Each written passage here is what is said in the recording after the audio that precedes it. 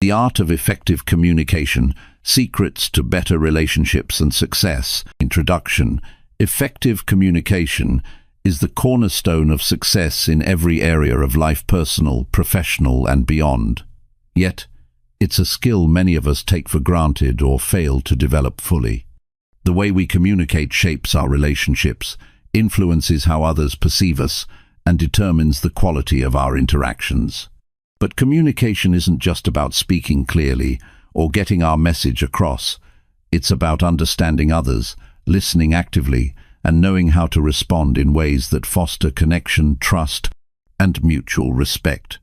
In this book, we'll explore the art of effective communication and how mastering it can unlock opportunities you never thought possible. Whether you're navigating complex conversations with a colleague, strengthening your relationships with family and friends, or learning how to present yourself confidently in any setting, the principles we'll cover will equip you with the tools to communicate with purpose, clarity, and influence. What you'll discover here is not just theoretical knowledge, but practical, actionable advice you can start applying right away. You'll learn how to handle difficult conversations without escalating conflict, how to listen in a way that makes people feel valued, and how to speak with confidence without coming across as arrogant. The goal is simple: to help you understand the impact of your words and actions and give you the strategies to use them to create better outcomes in every interaction. By the time you finish this book, you'll have a deeper understanding of how to communicate effectively with anyone, in any situation.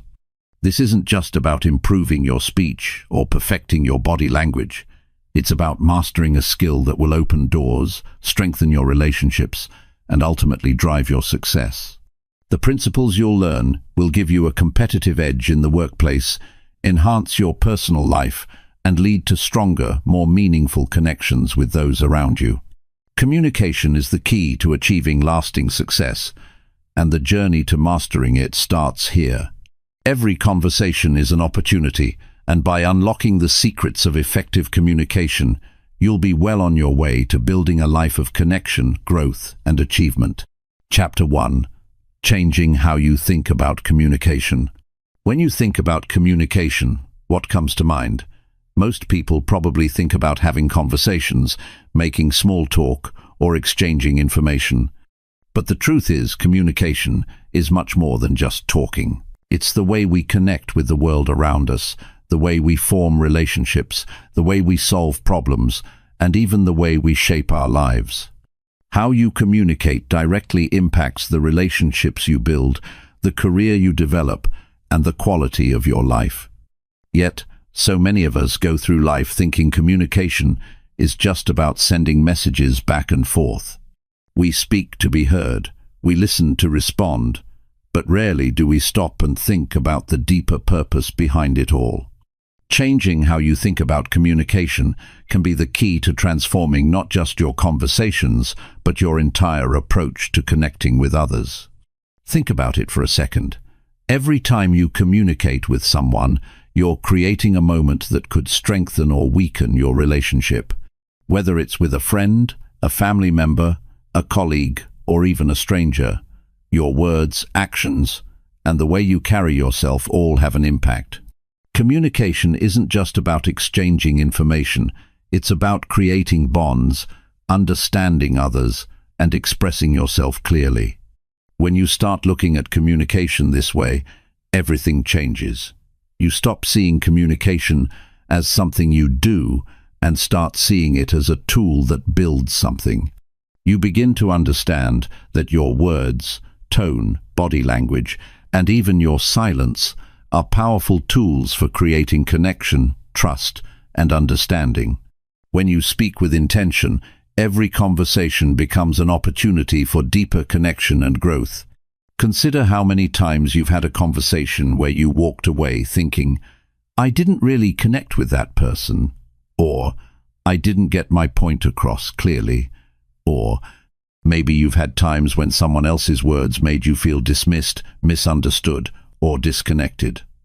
We all have these experiences, but often we don't take the time to figure out why. What went wrong? And more importantly, how can we prevent it from happening again? Changing how you think about communication is the first step in becoming more effective in your conversations. It's about realizing that communication is not a one-way street.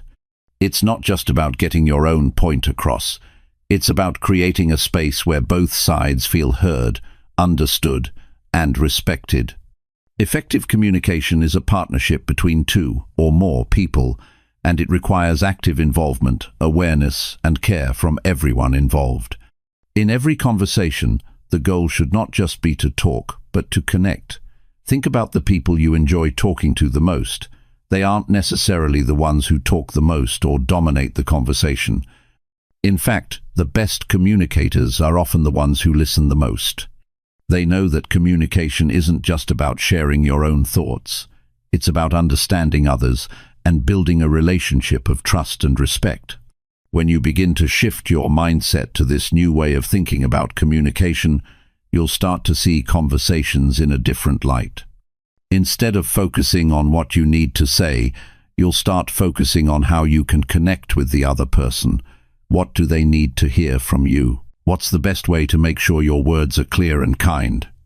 How can you truly understand their perspective and make them feel heard? This shift in thinking doesn't just make your conversations more enjoyable, it also makes them more effective.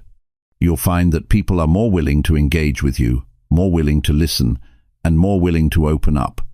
They'll feel respected and valued in a way that encourages them to reciprocate the same level of care and understanding.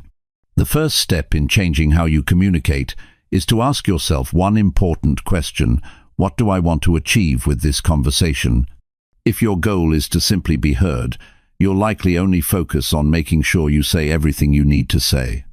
But if your goal is to connect with the other person, you'll start thinking about how to create a back-and-forth exchange where both parties are engaged and the conversation flows naturally.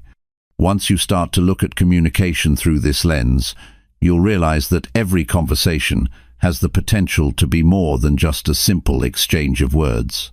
It can be an opportunity to strengthen a relationship, to build trust, or to solve a problem together. And in doing so, you'll be able to make the most out of every conversation, whether it's with a friend, a colleague, or someone you just met. Think about the last time you had a meaningful conversation with someone. It wasn't just about getting through a list of things you needed to discuss. It was about connecting. Maybe you laughed together, shared an experience, or worked through a challenge as a team. That's the power of communication done right. Now imagine how many more of those moments you could create if you approached every conversation with this new mindset. You would have better relationships with the people you care about, more success at work, and greater influence over time. Your conversations would no longer feel like a chore or a task, but an opportunity to connect on a deeper level. But here's the catch. Changing how you think about communication is not an overnight process. It takes time, patience, and practice. You can't expect to go from thinking of communication as just talking to seeing it as a powerful tool for connection without putting in the effort. But that's okay, because once you start making this shift, you'll notice the difference almost immediately. As you move forward, start paying attention to how you communicate. Are you really listening when others speak, or are you just waiting for your turn to talk? Are you being intentional about the words you choose, or are you just saying whatever comes to mind? Are you focused on connecting with the other person, or are you more concerned about getting your point across? By becoming more mindful of how you communicate, you can begin to practice being a better communicator, not just in the big moments, but in the everyday conversations that shape your relationships and your life. You'll find that the more you practice, the easier it gets. And before long, you'll have developed a new approach to communication that sets you up for success in every area of your life. Changing the way you think about communication isn't just about learning a new skill or technique. It's about adopting a mindset that transforms how you engage with others. It's about realizing that every conversation has the potential to be meaningful and impactful if you approach it with care, awareness, and a desire to truly connect. When you begin to communicate with this intention, you'll see how much more rewarding and successful your interactions will be. Ultimately, the way you think about communication affects everything.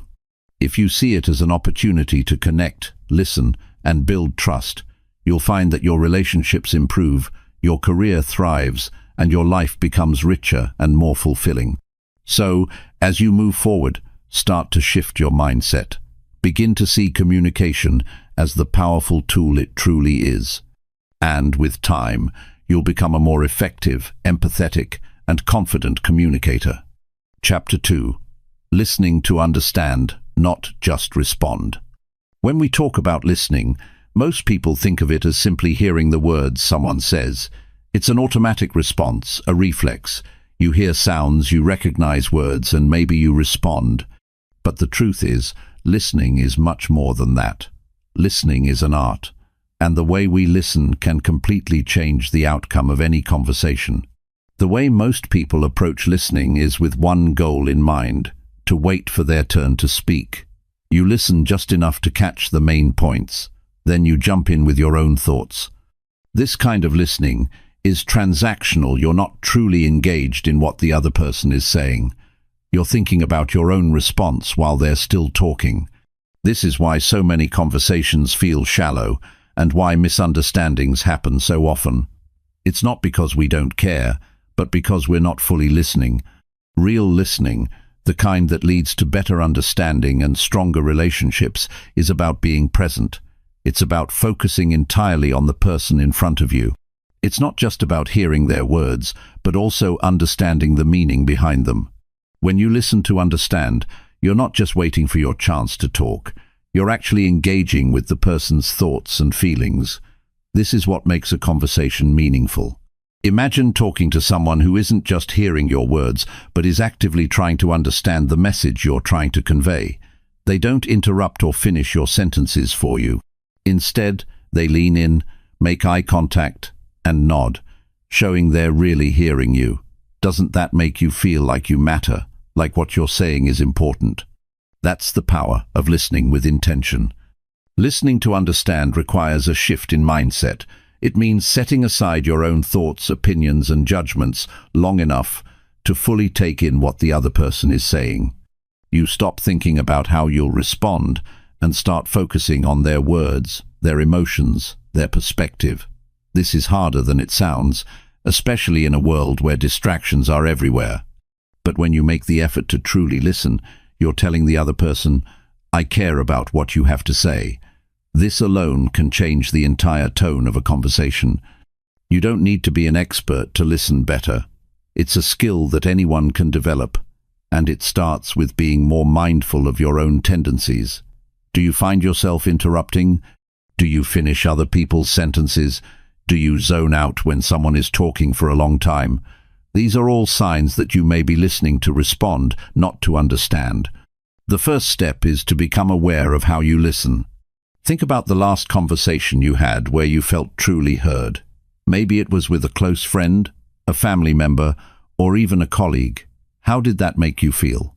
Likely, it made you feel valued and respected. And the truth is, people respond well to that kind of attention. When you truly listen to someone, they're more likely to trust you, share more openly, and engage more deeply in the conversation. One of the most powerful things you can do to improve your listening skills is to remove distractions. In today's world, distractions are everywhere: phones, computers, noise, thoughts about the future. It's easy to be physically present in a conversation but mentally elsewhere. When you're having a conversation with someone, put down your phone, turn off the television, and focus completely on the person in front of you. This simple act shows that you care about what they're saying. Sometimes, listening means giving someone the space to speak without interrupting, even if it feels uncomfortable. Pauses in conversation can feel awkward, but they're important. They allow the person speaking to gather their thoughts, and they give you the chance to process what's been said. Instead of rushing to fill the silence with your own words, take a moment to reflect on what you've heard. When you give someone that kind of attention, they feel valued. And it's in these moments of thoughtful listening that deeper connections are built. It's also important to listen with empathy. Empathy is the ability to understand and share the feelings of another person. It's one thing to hear someone's words, it's another to understand how they feel while saying them. Maybe someone is frustrated, sad, or excited. By listening with empathy, you can pick up on the emotions behind the words and respond in a way that shows you truly understand them. Have you ever had a conversation where you're speaking about something personal and the other person seems completely disconnected? They might nod their head, but you can tell they're not really hearing you. It's frustrating, right? It's because they're not listening with empathy. They're not tuned into your emotions, and as a result, the connection between you starts to fade. On the other hand, when someone listens with empathy, it's like they're right there with you, feeling what you feel. It builds trust and strengthens the relationship. Another aspect of listening is being patient. We often have a tendency to want to fix problems or offer solutions as soon as someone starts speaking. But sometimes people don't need solutions, they just need to be heard. When someone is sharing a problem with you, try to resist the urge to immediately jump in with advice. Instead, focus on listening to their feelings and offering your support by simply being present. Sometimes, the most powerful thing you can do is just listen. Effective listening also involves asking the right questions. When you listen to understand, you can ask questions that encourage deeper conversation and help clarify the other person's point of view. It's not about interrogation, it's about showing genuine interest in what they're saying. Questions like, "How did that make you feel?" or "Can you tell me more about that?" open the door for deeper discussion and show that you're fully engaged in the conversation. It's easy to think that listening is just passive, that you're just sitting there absorbing information. But the truth is, listening is an active process. It requires your full attention and a willingness to engage. You can't listen to understand if your mind is wandering or if you're already thinking about the next thing you're going to say. It requires discipline and a commitment to truly connect with the person you're talking to. When you listen with intention, you're not just hearing words, you're understanding the person behind those words. Listening to understand also improves your ability to communicate effectively. When you take the time to fully understand someone's point of view, it becomes much easier to respond in a way that's thoughtful and considerate. You can build on what they've said instead of jumping to conclusions or offering irrelevant responses. This makes conversations more productive, less frustrating, and more enjoyable for everyone involved. The power of listening goes beyond just improving conversations. It can also change the way people see you. When you consistently listen with empathy, attention, and care, people begin to trust you more. They'll feel heard and understood, and this leads to stronger relationships, whether personal or professional. People are naturally drawn to those who make them feel seen and valued. So, how do you start practicing listening to understand? It begins with being mindful of your own behavior. Pay attention to how often you interrupt or zone out. Challenge yourself to really focus on the speaker and their message. If your mind starts to wander, gently bring it back to the conversation. Practice empathy by trying to tune into the emotions behind the words. When you listen deeply, you create an environment where people feel safe, valued, and respected. By learning to listen not just with your ears but with your heart and mind, you'll become a better communicator, a better friend, a better partner, and a better leader. You'll find that people open up to you more, share more honestly, and connect with you on a deeper level. And the best part? You'll begin to notice the difference in how your relationships evolve, becoming stronger, more trusting, and more fulfilling. Chapter 3. Your body speaks too. Pay attention. When you're talking to someone, it's not just the words that matter. What you say is important, but how you say it can make all the difference. Communication goes far beyond speech. Your body is constantly speaking, even when your mouth isn't moving. The way you carry yourself, the way you stand or sit, the gestures you use, your facial expressions, these things can either reinforce what you're saying or completely undermine it. Think about it. Have you ever spoken to someone who said all the right things but their body language just didn't match? Maybe their arms were crossed, they weren't making eye contact, or they were looking at their phone while you were talking. Even though the words they were using might have been polite or caring, their body was telling a completely different story. Your body speaks volumes.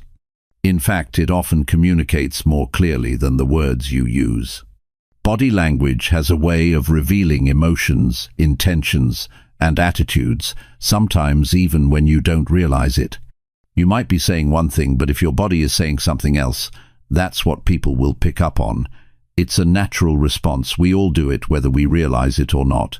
If you're telling someone you're interested in what they're saying, but you're slouching or fidgeting, the person you're talking to will likely feel that you're not really engaged. Your body is sending a message that doesn't match your words, and that can lead to confusion or even distrust. This is why paying attention to your body language is just as important as being mindful of your words. If you want to connect with people on a deeper level, you have to communicate clearly with both your words and your body. If your physical cues and verbal cues are aligned, the person you're communicating with is more likely to believe and trust you. But if they're mismatched, it can cause a disconnect. You might say, "I'm fine," but if your posture is tense and your arms are crossed, it's pretty obvious that you're not fine. People tend to trust body language over words because it's harder to fake. The first thing to understand about body language is that it's often unconscious. Most of us don't think about it until we're in a situation where we need to be more aware of it. But once you start paying attention, you'll begin to notice that your body is always speaking. Whether you're sitting in a meeting, having a casual conversation with a friend, or interacting with a stranger, your body is sending signals. For example, eye contact is one of the most important forms of nonverbal communication. When you look someone in the eye, you're not just acknowledging them, you're showing that you're present, engaged, and interested. Avoiding eye contact, on the other hand, can come across as evasive or disinterested.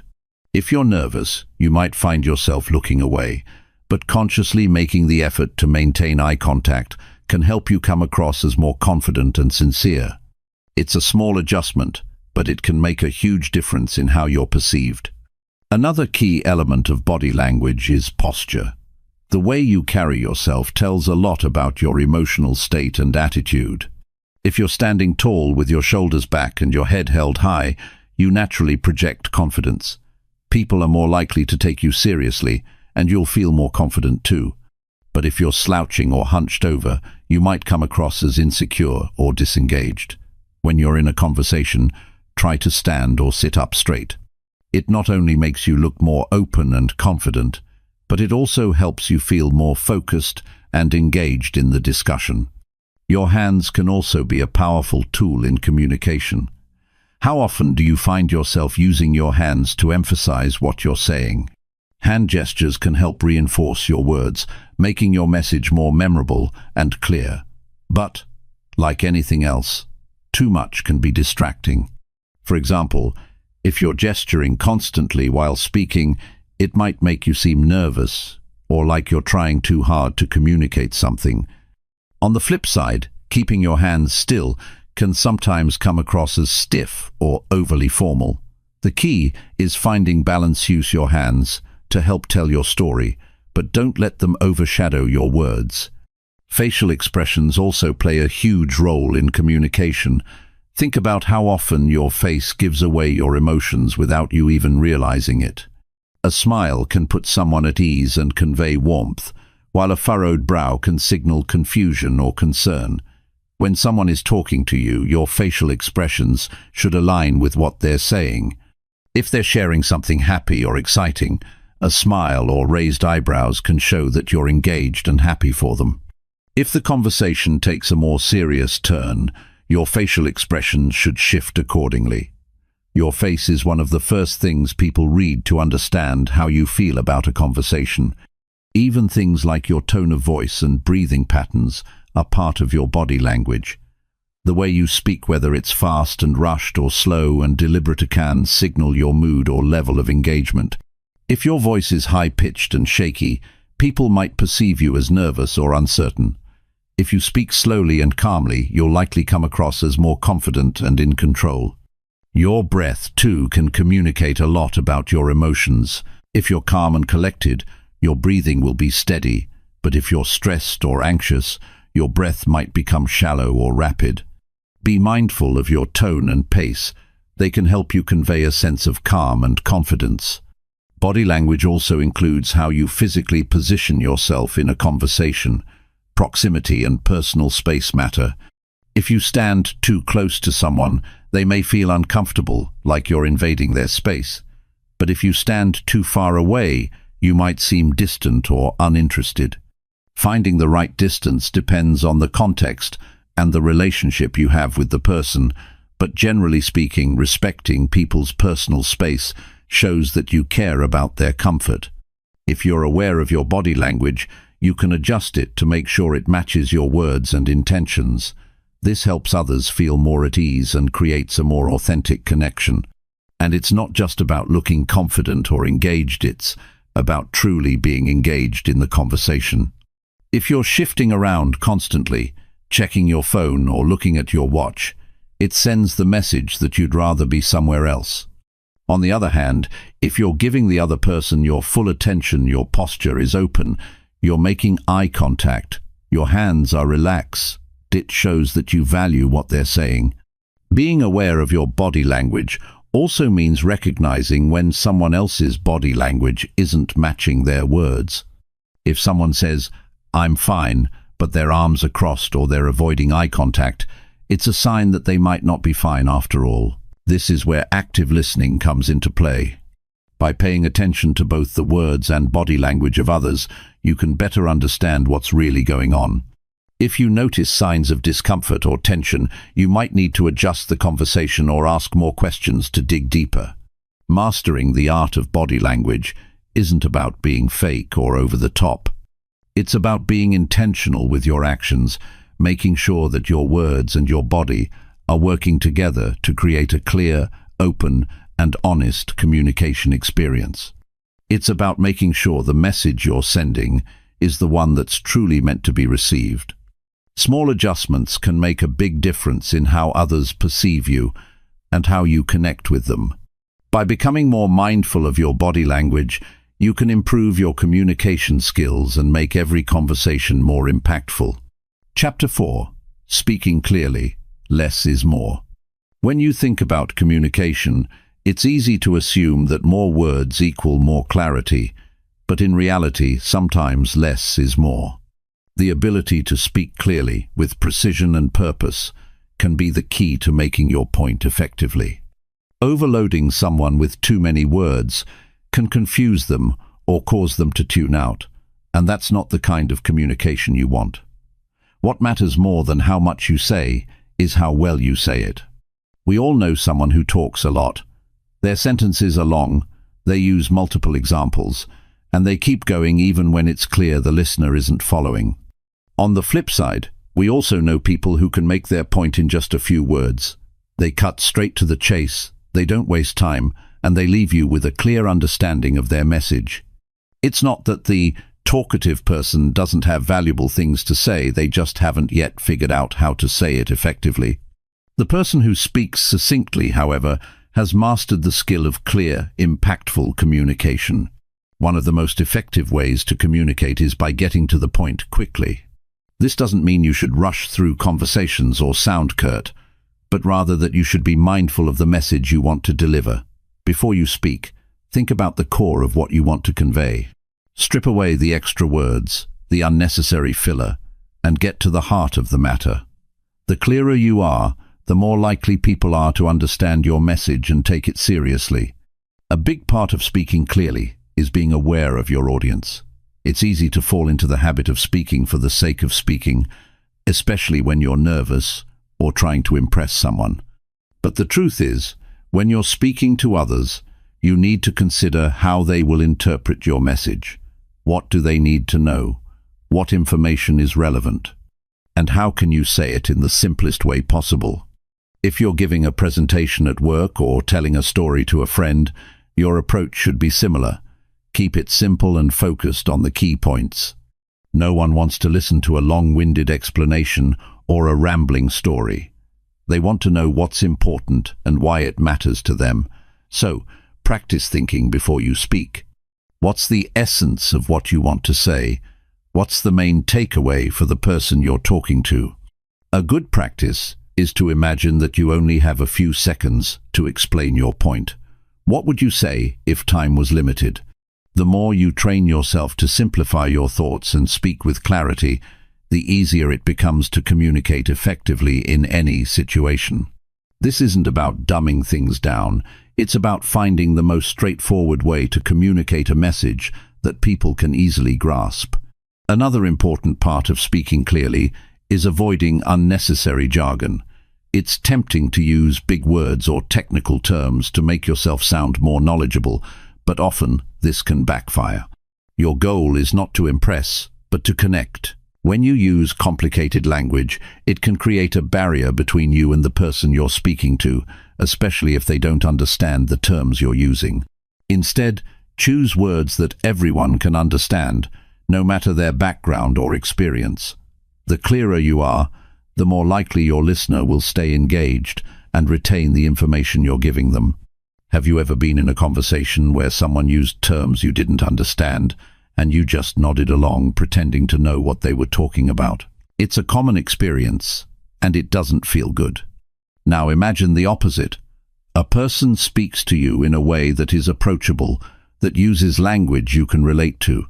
It feels comfortable and natural. That's the kind of communication that makes a real impact.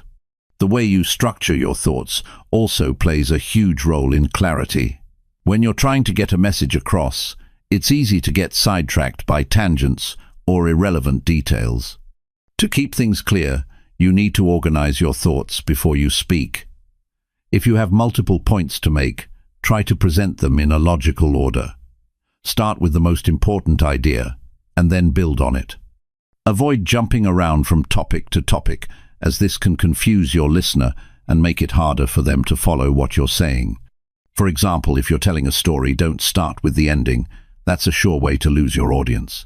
Instead, begin with the setup. What's the context? Who's involved? What's at stake? Once you've established that, you can move into the events that unfold and then finish with the conclusion.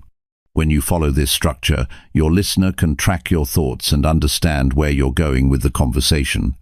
Another strategy for clear communication is the power of pauses. We live in a fast-paced world, and many of us are in the habit of speaking quickly and filling silence with more words. But taking a moment to pause can actually make your words more impactful. A well-timed pause gives your listener a moment to process what you've just said. It also gives you a chance to collect your thoughts before continuing. Instead of rushing through your point, slow down, take a breath, and allow your words to sink in. Pauses also give you the opportunity to emphasize important points.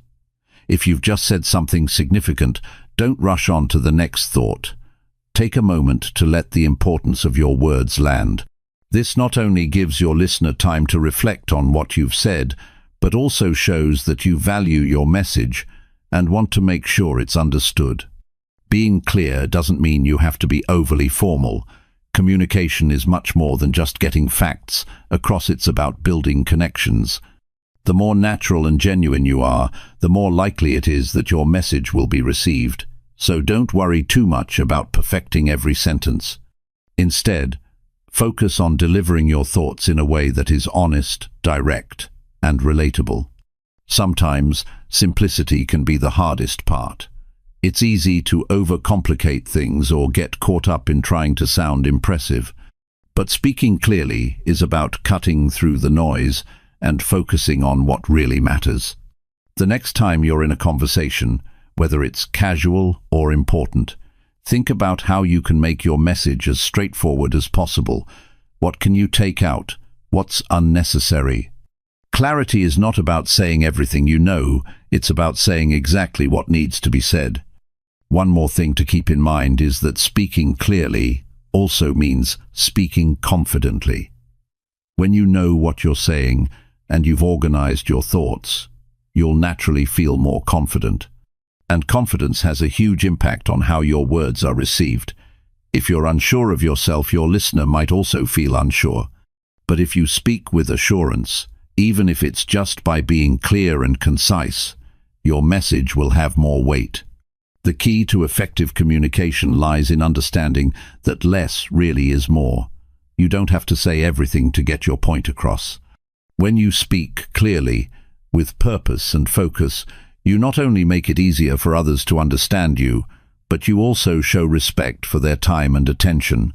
Whether you're having a casual conversation or delivering a serious message, the ability to speak with clarity can be the difference between being heard and being ignored. So the next time you speak, ask yourself, what's the main idea here? What's the simplest way to say it? When you start answering these questions, you'll find that communication becomes not only more effective, but also more enjoyable. Chapter 5. Handling tough talks without the drama. Difficult conversations are a part of life, whether you're dealing with a disagreement at work, a tough talk with a friend, or a challenging discussion with a loved one. These moments can be uncomfortable, and if handled poorly, they can quickly escalate into something more stressful than it needs to be. But the ability to manage tough conversations effectively is a skill that can transform relationships, both personally and professionally.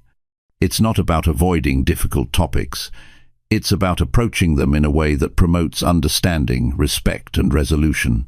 The first thing to remember when you're facing a tough conversation is that your mindset matters. If you enter the conversation with the assumption that it's going to be an argument or that the other person will get defensive, it's almost guaranteed that things will go poorly. But if you go in with an open mind, willing to listen and willing to find common ground, the outcome can be very different. The way you frame the conversation in your mind is the first step in how it will unfold. Before you even start the conversation, take a moment to consider the perspective of the other person. What might they be feeling? Why are they reacting the way they are? We often approach tough conversations from our own point of view, assuming that we are right and the other person is wrong. But this can close us off from understanding the true issue. If you make an effort to approach the situation with empathy and an understanding of the other person's perspective, you can significantly reduce the tension and increase the chances of finding a solution. In any tough conversation, it's important to stay calm and composed. When emotions run high, it can be easy to raise your voice, interrupt, or say things you don't really mean. But reacting emotionally only fuels the fire. Instead, take a deep breath and make an effort to keep your emotions in check. If you feel yourself getting angry or upset, give yourself a moment to calm down before you respond. It's not about suppressing your feelings, but rather about taking control of how you express them. This helps keep the conversation from spiraling out of control. When it's time to speak, be clear about your intentions. What do you hope to achieve from this conversation? Are you trying to find a solution? Are you seeking understanding or simply expressing your feelings? By knowing what you want to accomplish, you can steer the conversation in the right direction and keep it productive. If you don't have a clear sense of your goals, you might find yourself talking in circles or going off topic. Stay focused on the key points and don't let the conversation drift into unnecessary areas. Another important strategy when managing tough conversations is avoiding blame and accusations.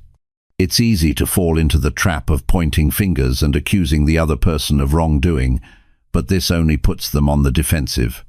Instead of saying, "You always do this," try to focus on how the situation makes you feel. For example, instead of accusing someone of being selfish, you could say, "I feel hurt when I'm not included in plans." By taking ownership of your feelings and framing the conversation in terms of your experiences, you make it easier for the other person to listen without feeling attacked. Use I statements instead of you statements. This simple shift in language makes a huge difference. When you say, "You never listen to me," it sounds accusatory and likely to make the other person feel defensive. But when you say, "I feel unheard when I try to talk," it expresses your feelings without attacking the other person. This approach fosters empathy and opens the door for a more productive discussion. Listening is equally important during difficult conversations. It's easy to get caught up in defending yourself or making your point, but true communication involves listening just as much as it involves speaking. Give the other person the space to express their feelings and really listen to what they're saying.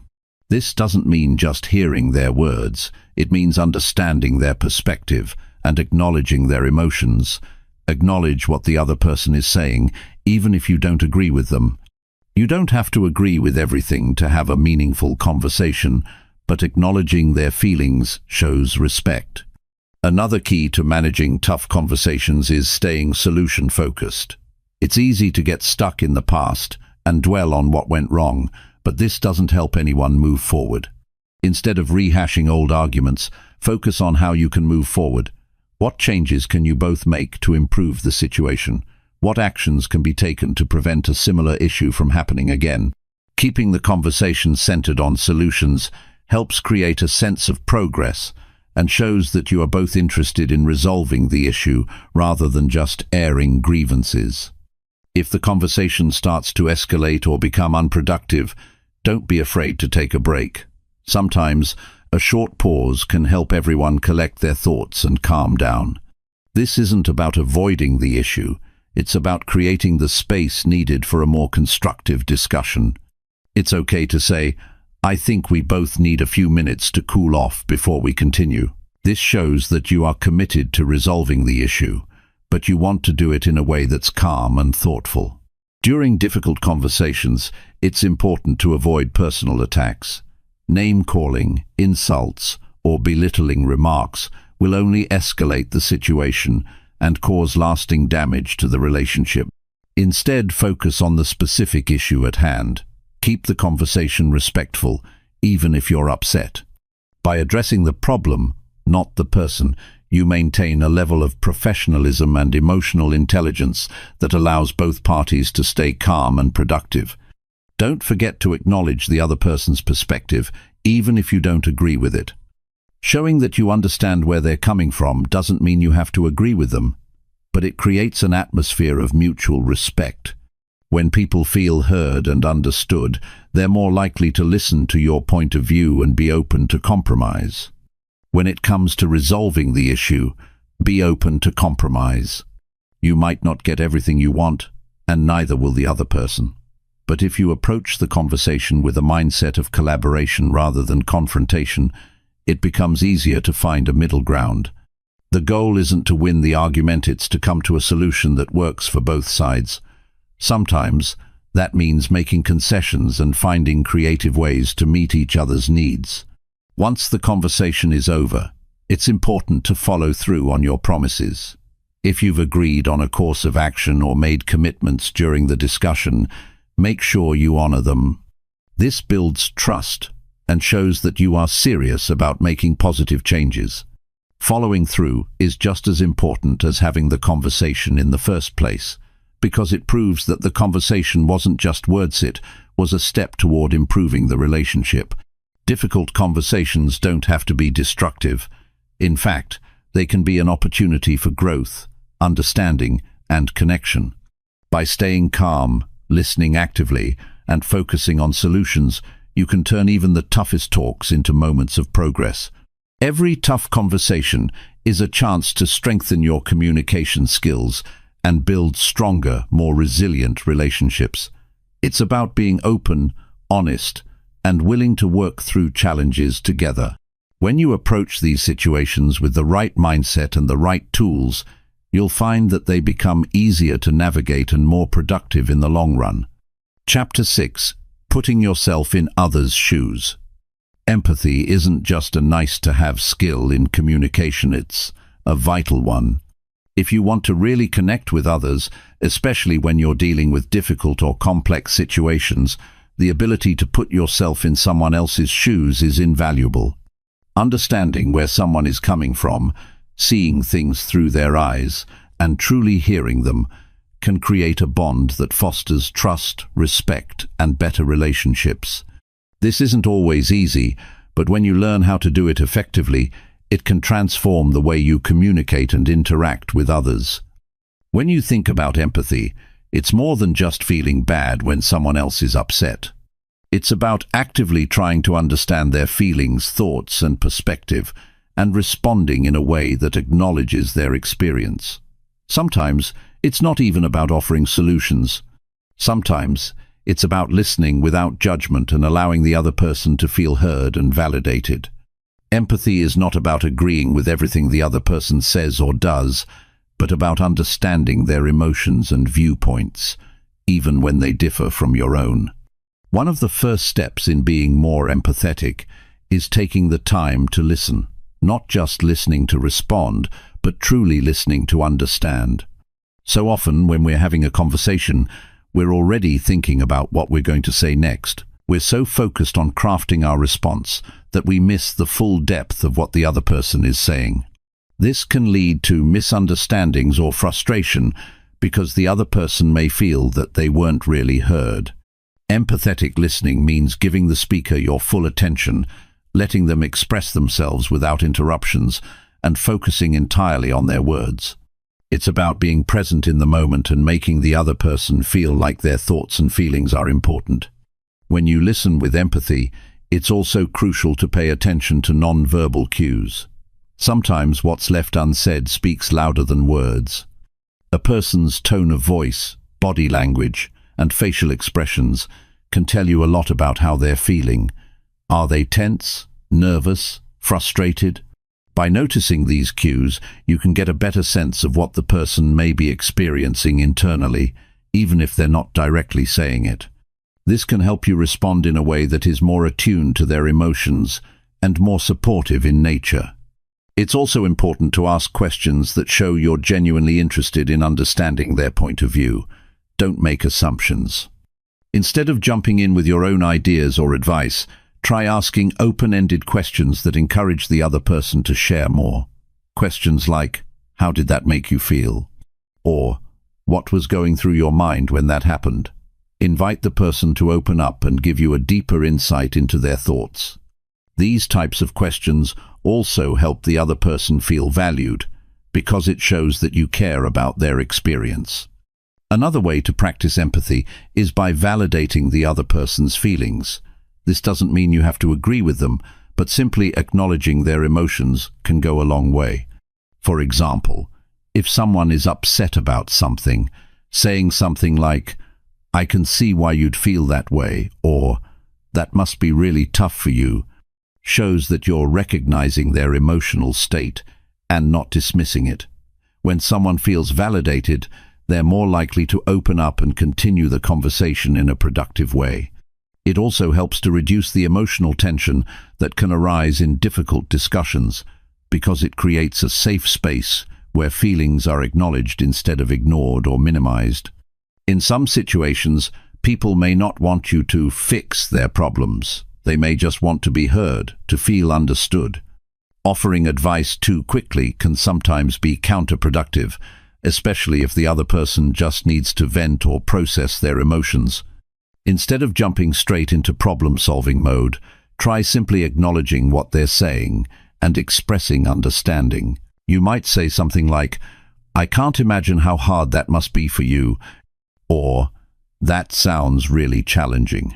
This allows the person to feel supported without immediately feeling the pressure of having to fix the situation. Empathy also requires a degree of patience. Not everyone is going to open up right away, and sometimes people need time to express themselves. They might not have the right words, or they might be afraid of being judged. By giving them the space they need and showing that you're willing to listen without rushing them, you help build a sense of trust. Patience also helps you avoid jumping to conclusions or reacting too quickly. Often, people just need a moment to articulate their feelings, and with empathy, you can be the person who helps them feel comfortable doing that. There are times, of course, when empathy can be challenging. If you're dealing with someone who is angry, defensive, or upset, it can be easy to slip into a defensive mode yourself. But responding to anger with more anger or defensiveness will only escalate the situation.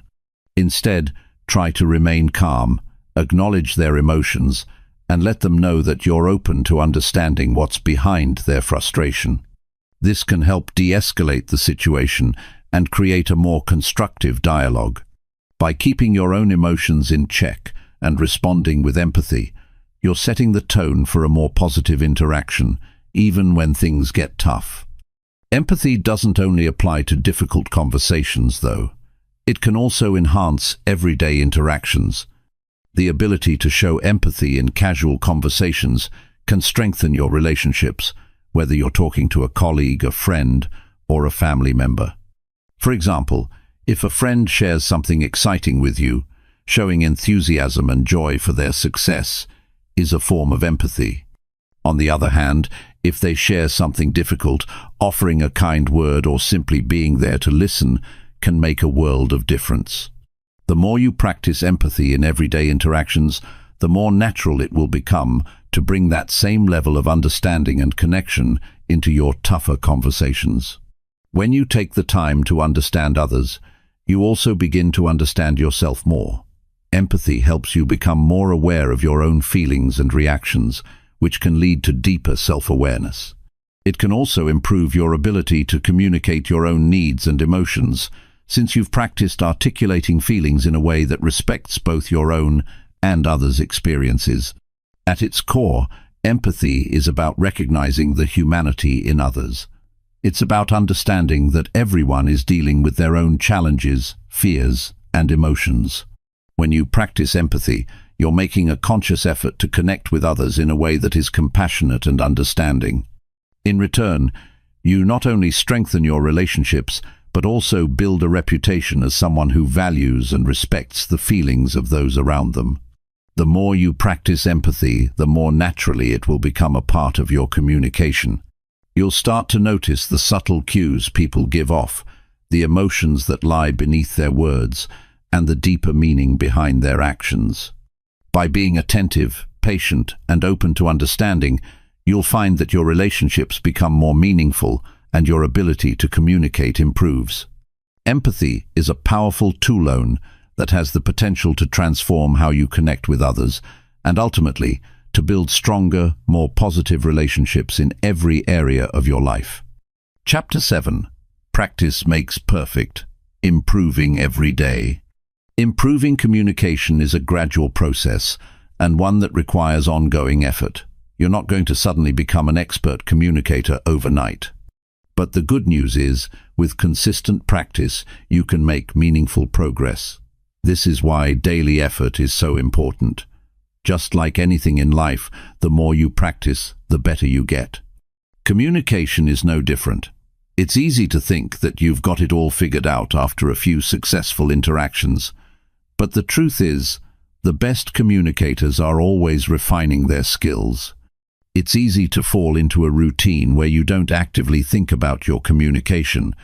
You get comfortable, and before you know it, you're back to your old habits, interrupting others, speaking too fast, not listening, or letting emotions take control.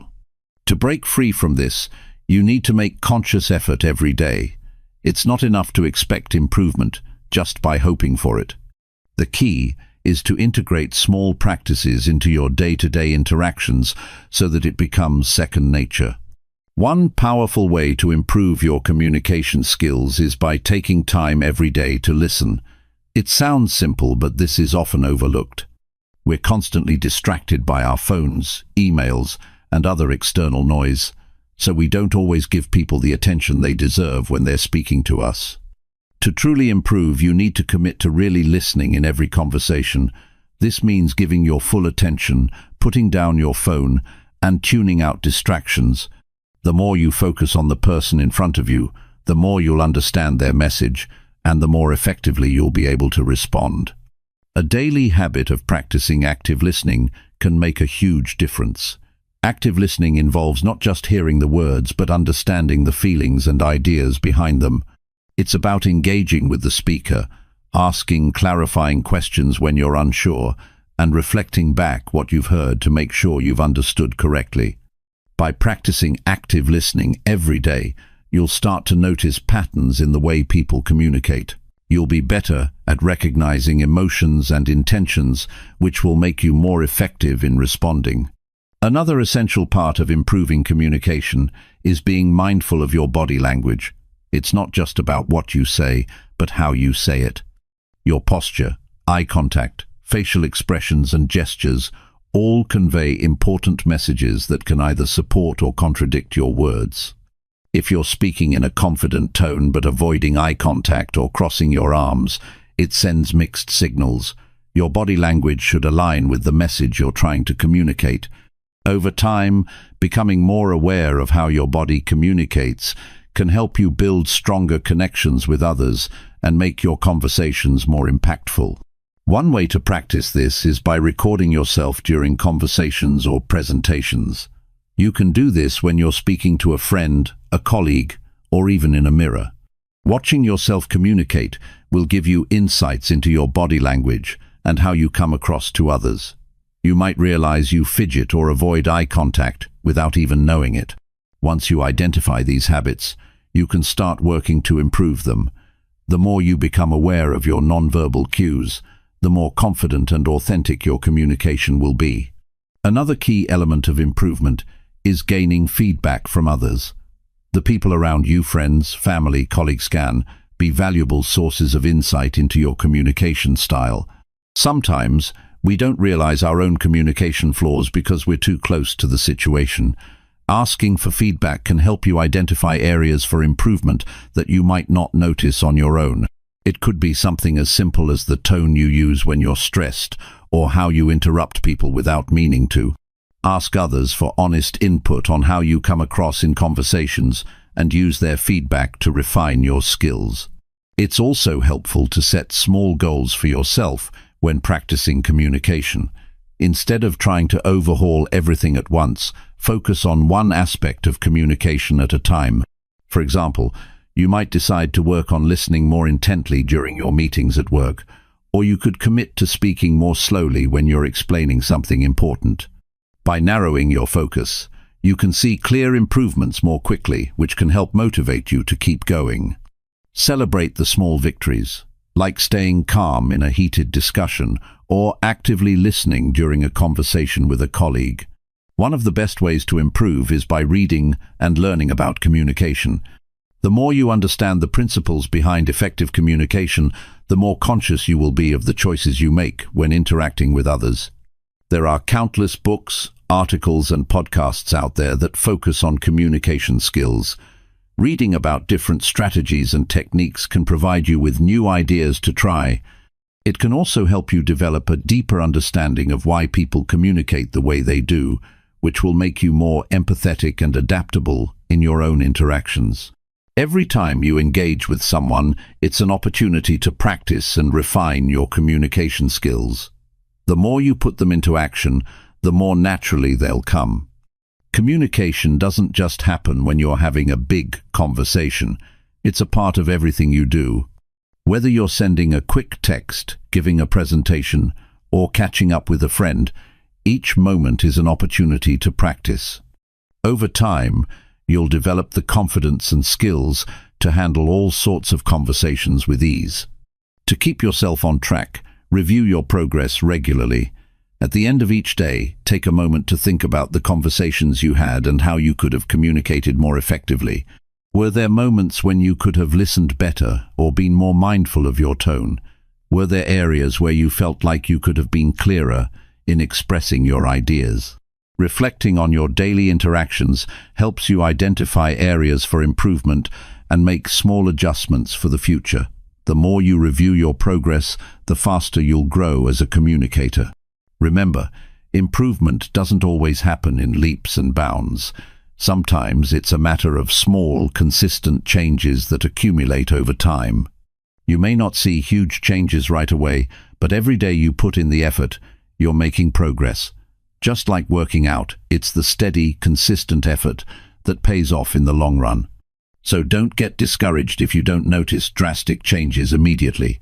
Keep practicing, stay patient with yourself, and trust that the work you put in today will pay off tomorrow. The journey to better communication is a lifelong process. It's not something you can master, and then stop practicing.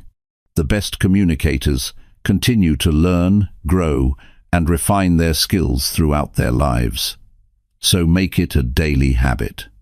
Engage fully in every conversation, listen attentively, be mindful of how you're presenting yourself, and continue seeking feedback from those around you.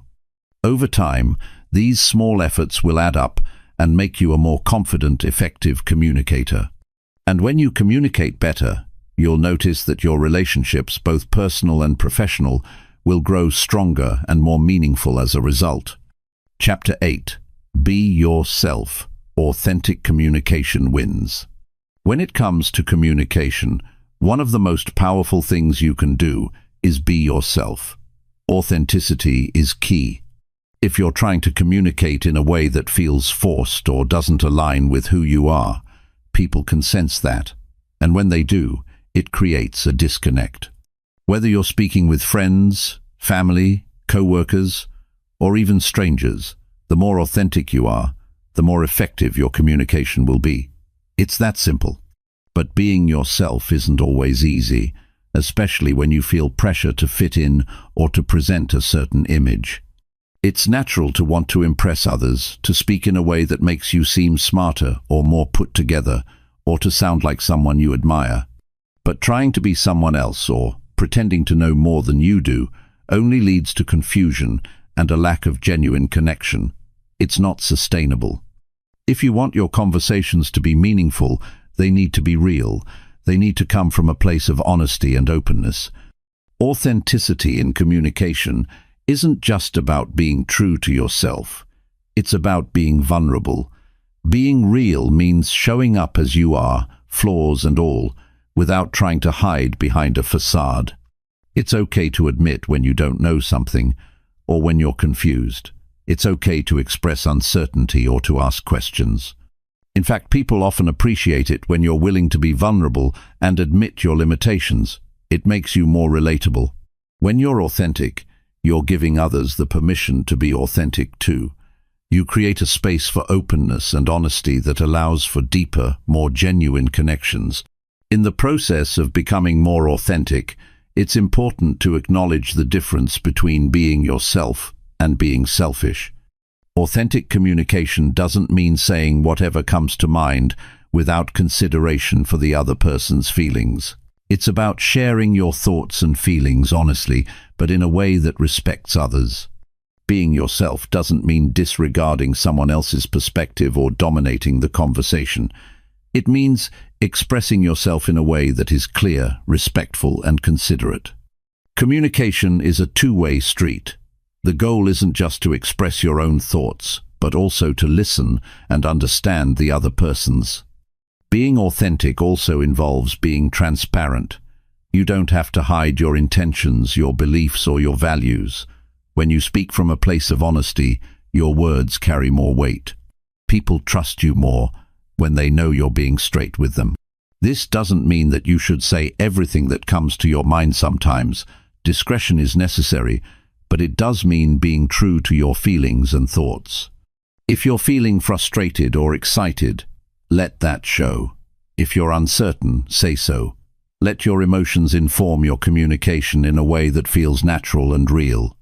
You may find that at first, being truly authentic feels uncomfortable. It can feel risky, especially if you're used to filtering yourself or putting on a certain persona. But over time, the more you practice being authentic, the more comfortable it will become. When you start speaking in a way that is true to who you are, your confidence grows. And the more you communicate from a place of authenticity, the easier it becomes to build trust with others. People will start to appreciate your honesty and clarity. They'll feel like they know the real you, and that connection will deepen. One of the most significant benefits of authentic communication is that it leads to stronger relationships. When you communicate in a way that is open and genuine, it invites others to do the same. You create a dynamic where both parties feel free to express themselves without fear of judgment. It makes conversations more comfortable, more natural, and more meaningful. Whether you're talking to a friend, a romantic partner, or a colleague. Authenticity fosters an environment where both people feel heard, understood, and valued. Sometimes, though, you might worry that being too authentic could make you vulnerable or expose you to judgment. This fear is natural, but the truth is, people are often more accepting than we give them credit for. Being authentic doesn't mean being overly blunt or sharing every thought that crosses your mind. It's about showing up as you are, in a way that feels genuine and respectful. When you show up as your authentic self, you're actually allowing others the space to do the same. Vulnerability can lead to deeper connection, not less. It shows that you trust the other person and value the relationship enough to be real with them. There's also the idea that authenticity comes with a certain courage. It's not always easy to speak your truth, especially if it goes against the norm or if you fear judgment. But the more you practice being yourself, the more natural it becomes. It takes courage to share your thoughts, especially when you're unsure of how they will be received. But once you realize that true connection comes from honesty and openness, it becomes easier to embrace that courage. The strength you gain from being true to yourself is unmatched. It's liberating to know that you don't have to hide parts of yourself in order to connect with others. Authentic communication also means understanding your values and communicating them clearly. When you understand what matters to you, you can communicate more effectively because you won't be swayed by outside pressures. Knowing your own values gives you clarity in conversations and helps you avoid getting lost in others' expectations. It's about standing firm in what you believe while also being open to hearing and understanding others' perspectives. When you're grounded in your values, your communication has direction, and it's easier to communicate with integrity. Being yourself also helps you stay consistent in your communication. When you're authentic, there's no need for confusion. You're not pretending to be someone you're not, so your words match your actions. This creates consistency, and consistency builds trust. People can rely on you to be the same person every time they interact with you. This reliability strengthens relationships, whether it's in your personal life or at work. At the same time, there's a balance to be found. You can be authentic without being abrasive. Being yourself doesn't mean disregarding the social context or ignoring the feelings of others. It's about being aware of the situation and adapting when necessary. Sometimes being authentic means showing restraint or being tactful. It doesn't mean you say everything on your mind, but it does mean that what you do say is true to who you are and aligned with your values. The more authentic you are, the easier it will be to have meaningful conversations. People will respect you more because you're not putting on an act, and they'll feel more comfortable around you. This fosters a deeper level of trust and connection, and in turn, it leads to better communication because both sides are coming to the table with a sense of openness and honesty. Over time, you'll see that when you communicate from a place of authenticity, the rewards are clear. You'll build stronger, more genuine relationships with others. Your conversations will be more fulfilling because they'll be rooted in truth. And most importantly, you'll feel a sense of peace because you know you're being true to yourself and to those around you.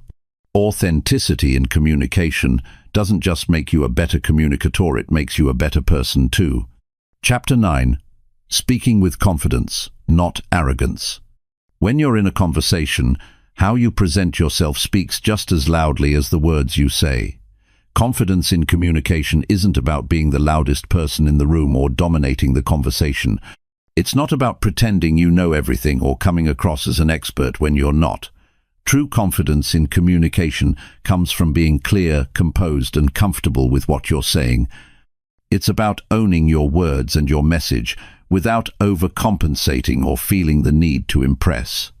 A confident communicator doesn't fumble through their thoughts or try to hide uncertainty. They embrace their ideas and express them clearly. The key to speaking with confidence is knowing that your thoughts and opinions are valid, even if they don't align with others. Confidence comes from within. It's an inner belief in your ability to communicate effectively, regardless of the situation.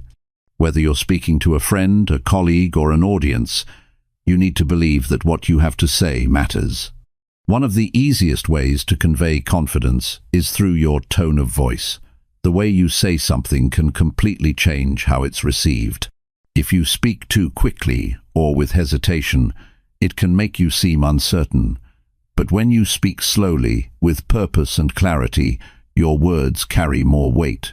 You don't have to shout or over-exaggerate, but a calm, steady tone can go a long way in conveying confidence. Pay attention to how you speak. Are you rushing through your sentences? Are you soft-spoken to the point of being hard to hear? Practice speaking in a clear, controlled voice that reflects confidence without sounding forced. Body language is another crucial part of confident communication. If you're speaking with your arms crossed or looking at the floor, you're sending a message of uncertainty or disinterest. Confident people stand tall, make eye contact, and use gestures to emphasize their points. Even small things, like uncrossing your arms or leaning slightly forward, can make a big difference in how your message is received. When you're confident, you're more likely to engage with others. You'll notice that people are more likely to respond positively when you're open, approachable, and present in the moment. Another element of confidence is not being afraid to pause. It's easy to fill every silence with words, but sometimes taking a moment to pause can show that you're composed and in control. Pauses allow you to collect your thoughts, emphasize a point, or simply give your listener time to absorb what you've said. A well-timed pause can create a sense of anticipation, drawing people in and making them pay closer attention to your words. Don't be afraid of a little silence. Sometimes it's the most powerful part of a conversation. The way you prepare for conversations can also affect your confidence. If you know you're going into a discussion where you'll need to present ideas or address a difficult topic, preparation is key. Think about what you want to say ahead of time and try to anticipate any questions or objections that might come up. This doesn't mean you need to script every word, but having a general sense of the direction you want the conversation to take will make you feel more at ease. The more prepared you are, the more confidently you can speak, knowing that you're not caught off guard by what's being said. Confidence doesn't come from pretending to be perfect or always having the right answer. It comes from accepting that mistakes happen and being okay with them.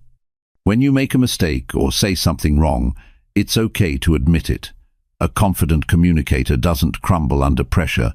They acknowledge their mistakes and move forward. This ability to accept imperfection actually makes you more relatable and trustworthy. People appreciate someone who is genuine and willing to admit when they're wrong, rather than someone who tries to cover up mistakes or deny them. When you speak with confidence, you naturally build credibility. People are more likely to trust you and take you seriously when you speak in a calm, assured manner. You might not always be the most knowledgeable person in the room, but when you communicate with confidence, people will listen.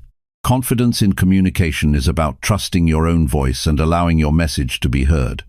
Whether you're sharing an opinion or providing information, confidence helps others believe in your ideas.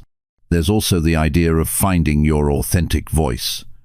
This is a huge part of speaking confidently. You might think of confidence as something that comes from mimicking others, maybe a colleague who always speaks with authority, or a public figure who never seems nervous. But the truth is, real confidence comes when you stop trying to imitate someone else and just embrace your own style. Your voice is unique to you, and that's where your true confidence lies. When you speak in a way that feels natural to you, your confidence will shine through, and your message will resonate more. Sometimes people get the idea that confidence means being assertive all the time, always pushing your ideas, always standing your ground. But confident communication doesn't mean being aggressive or domineering. It's about assertiveness without aggression, knowing what you want to say and expressing it clearly, while still respecting others' viewpoints. It's about stating your thoughts with assurance, without overpowering others in the conversation. Confidence isn't about winning an argument or proving someone else wrong. It's about expressing your thoughts with clarity and conviction while still being open to dialogue. If you struggle with confidence in certain situations, such as public speaking or giving presentations, you can improve over time by practicing. Start small, whether it's speaking up in a meeting or voicing your opinion in a casual conversation. Gradually, these small acts of speaking confidently will build up, and you'll notice that you're more comfortable in higher stakes situations as well. Public speaking, for example, is something most people find intimidating at first, but it becomes easier with repetition. The more you put yourself in situations where you need to speak, the more your confidence will grow. You can also work on confidence in non-verbal communication. Much of how you communicate is not through your words, but through your body language, facial expressions, and the energy you bring to the room.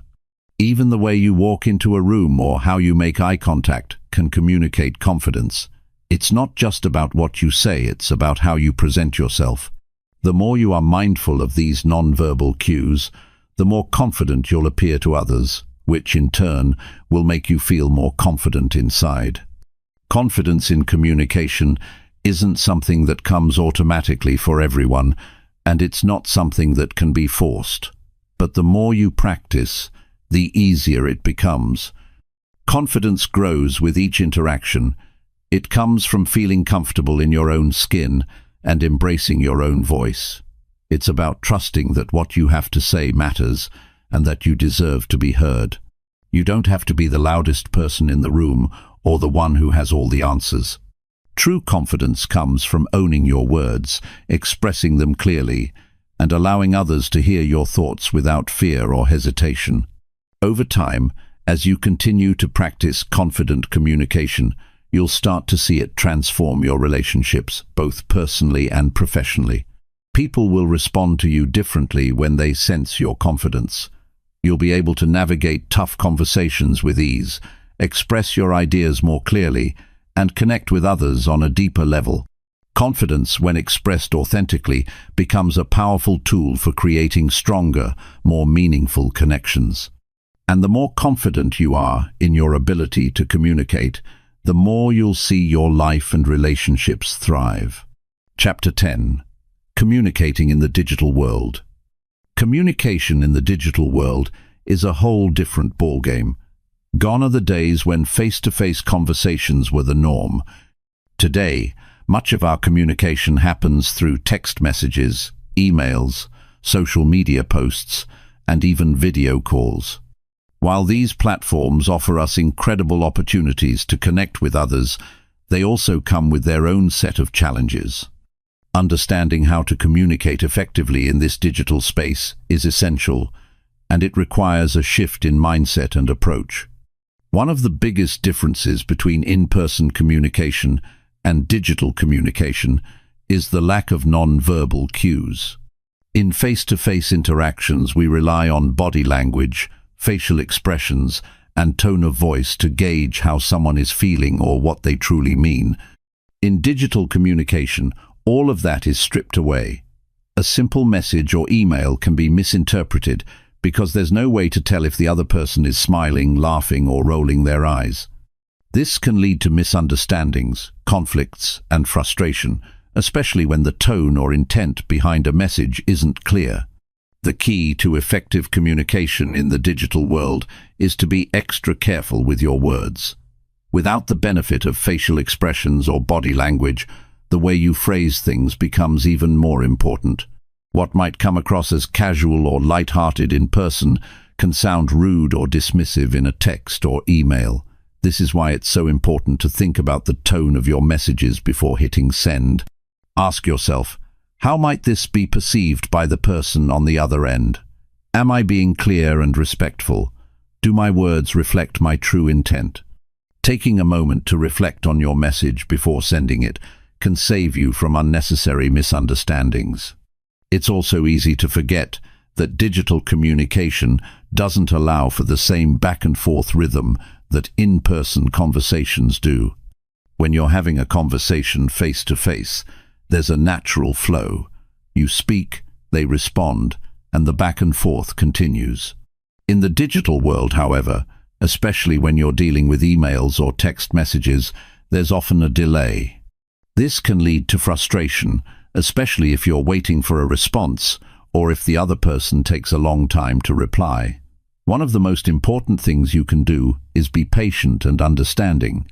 Remember that the other person might not be sitting right in front of their phone or computer, and their response might take a little longer than you'd like.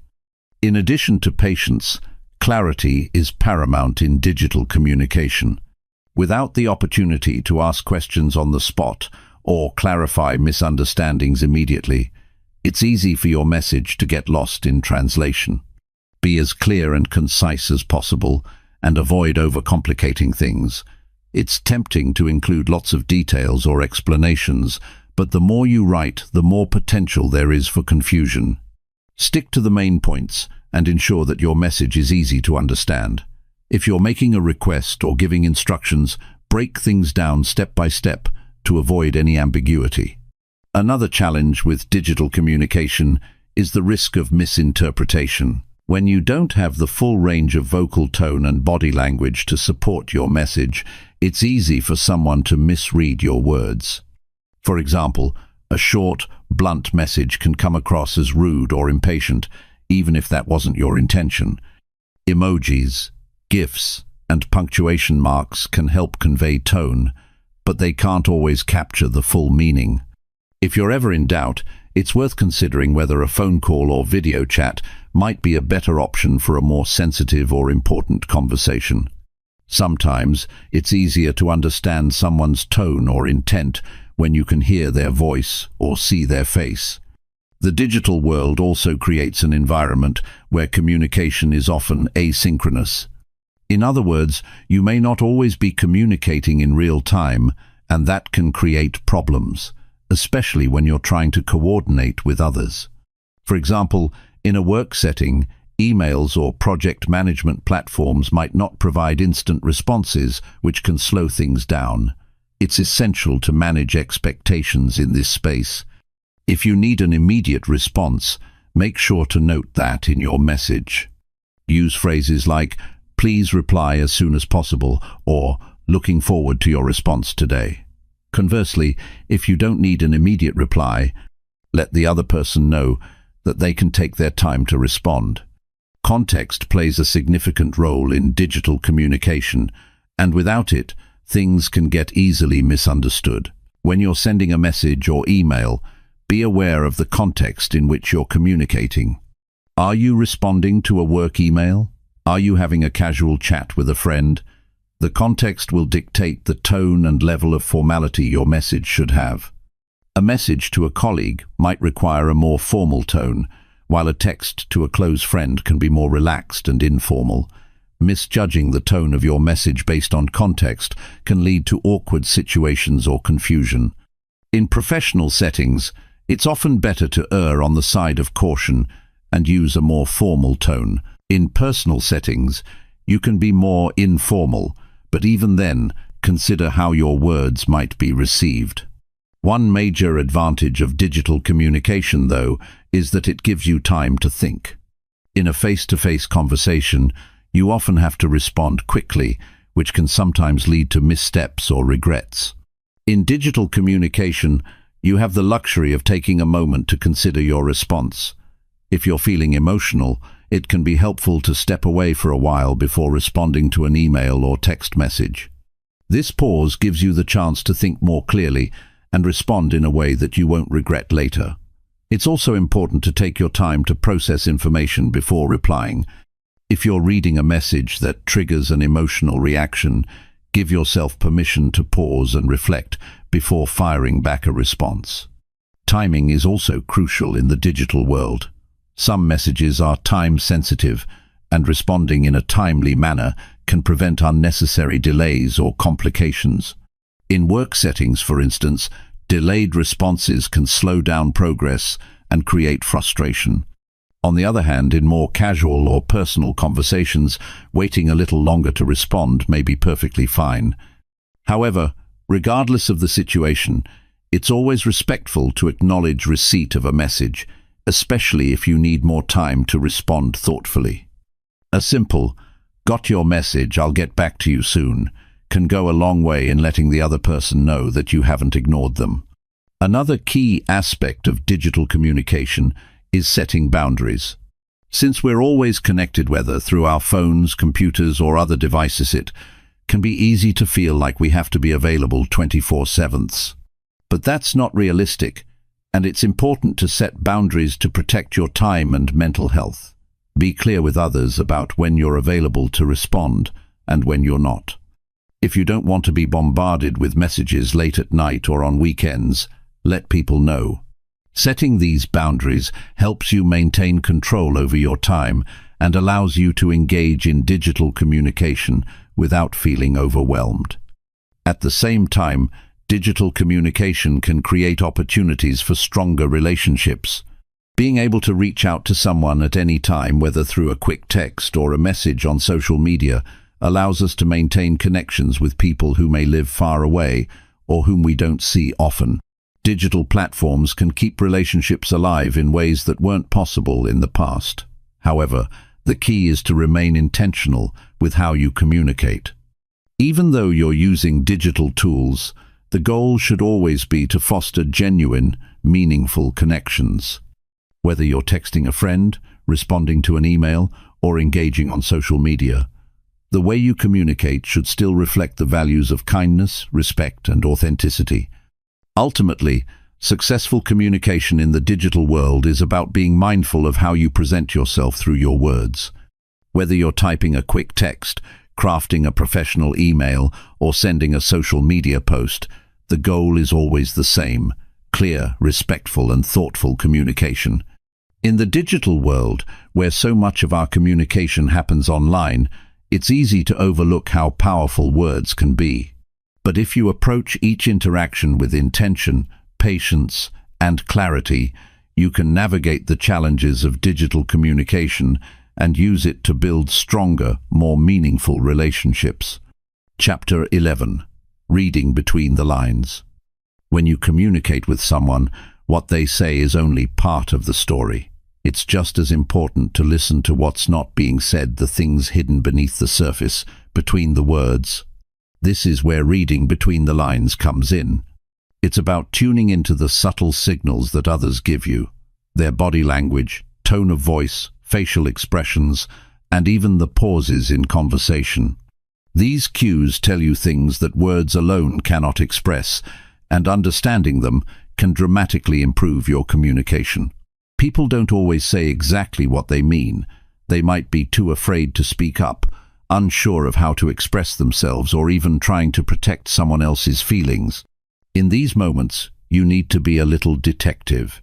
It's about being observant and sensitive to the underlying emotions, motives, and intentions that lie behind someone's words. This doesn't mean jumping to conclusions or reading too much into things, but rather looking for signs that can help you better understand where the other person is coming from. For instance, imagine you're having a conversation with a coworker about a project that's behind schedule. On the surface, they might simply say, "We're working on it, but there are some delays." You could take that at face value and move on, but if you pay attention, you might notice that they're avoiding eye contact, speaking quickly, or fidgeting nervously. These small physical cues suggest that something deeper might be going on. Maybe they're frustrated or worried but don't want to admit it. By noticing these signs, you can adjust your response, asking more thoughtful follow-up questions or offering support in a way that addresses their real concerns. Reading between the lines can also help you detect hidden emotions. Sometimes, people say one thing but feel something entirely different. A person might tell you they're fine when they're clearly upset, or they might agree to something even though you can tell they're not completely on board. These moments require you to read between the lines and recognize that their words are just the surface. How they say it, the hesitation in their voice, the way their eyes dart around, the tightness in their posture could reveal that they're not being fully open. By picking up on these signals, you can approach the situation with more empathy and understanding. Tone of voice is an especially powerful tool when it comes to reading between the lines. The same words can convey completely different meanings depending on how they're said. A simple phrase like, "I'm not angry," can have a very different impact depending on whether it's said with a calm, soothing voice or with a sharp, defensive tone. Often, the emotion behind the words is in the tone itself, not the content of the sentence. This is why it's so important to listen with not only your ears but your whole body. You can tell when someone's tone doesn't match their words, and that's your clue that there's more going on than meets the eye. Another important thing to consider when reading between the lines is context. What's going on in the person's life or the situation around them? Context plays a huge role in how we communicate. Someone who is stressed at work or dealing with personal issues may not communicate as clearly or effectively as they normally would. They might seem distracted, curt, or even short-tempered. But if you're aware of the context, you can interpret their words with more understanding. Instead of taking their frustration personally, you can see it for what it likely is: stress manifesting in their communication. Understanding the bigger picture allows you to approach these situations with more patience and compassion. People also communicate through their silences, which are just as revealing as their words. A long pause in a conversation often means that someone is thinking carefully about their response, weighing their options, or perhaps even trying to gather the courage to say something they're unsure about. In some cases, silence might also indicate discomfort, confusion, or a desire to avoid a topic. When there's a pause, it's easy to jump in with your own response, but if you wait a moment, you might discover that the person is still processing their thoughts. This can create an opening for a deeper, more meaningful conversation. The key to reading between the lines is patience and empathy. You need to be willing to go beyond surface-level conversation and pay attention to what's happening around the words. People don't always know how to express their feelings or what's going on in their minds, and that's where you come in. By being sensitive to these cues, you can gain deeper insights into their emotional state and respond in a way that's thoughtful and supportive. In a professional setting, being able to read between the lines is essential for effective teamwork and leadership. If you're a manager, for example, picking up on subtle signals from your employees can help you understand their concerns, even if they're not expressing them directly. If an employee seems distracted or stressed but isn't vocal about it, recognizing that can prompt you to offer assistance or check in with them. It shows that you care about more than just the work they produce. You care about their well-being. By doing this, you build trust and create an environment where people feel comfortable opening up when they need support. But reading between the lines isn't just for professional settings. It's also crucial in personal relationships. In your interactions with family and friends, being able to pick up on subtle clues can deepen your understanding of their emotional world. For example, a friend who is always upbeat and positive might suddenly seem withdrawn or quiet. On the surface, they may say everything is fine, but by noticing their change in energy, you can ask more gently, "Is everything okay? You seem a little off today." This not only shows that you're paying attention, but it also offers them a chance to share their thoughts and feelings, even if they're hesitant to do so. Being sensitive to the subtext of conversations also involves being aware of your own reactions. Sometimes, we interpret others' words through the lens of our own emotions and biases. If you're feeling anxious or defensive, you might read a neutral comment as critical or dismissive. This is why it's so important to stay grounded and try to separate your emotional state from the conversation. When you're calm and open, you're more likely to see the situation clearly and understand the other person's true intent. To be effective at reading between the lines, you have to cultivate a certain level of awareness.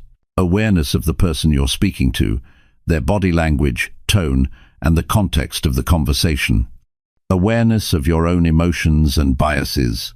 And above all, awareness of the importance of being a good listener, not just to the words, but to everything else going on around them.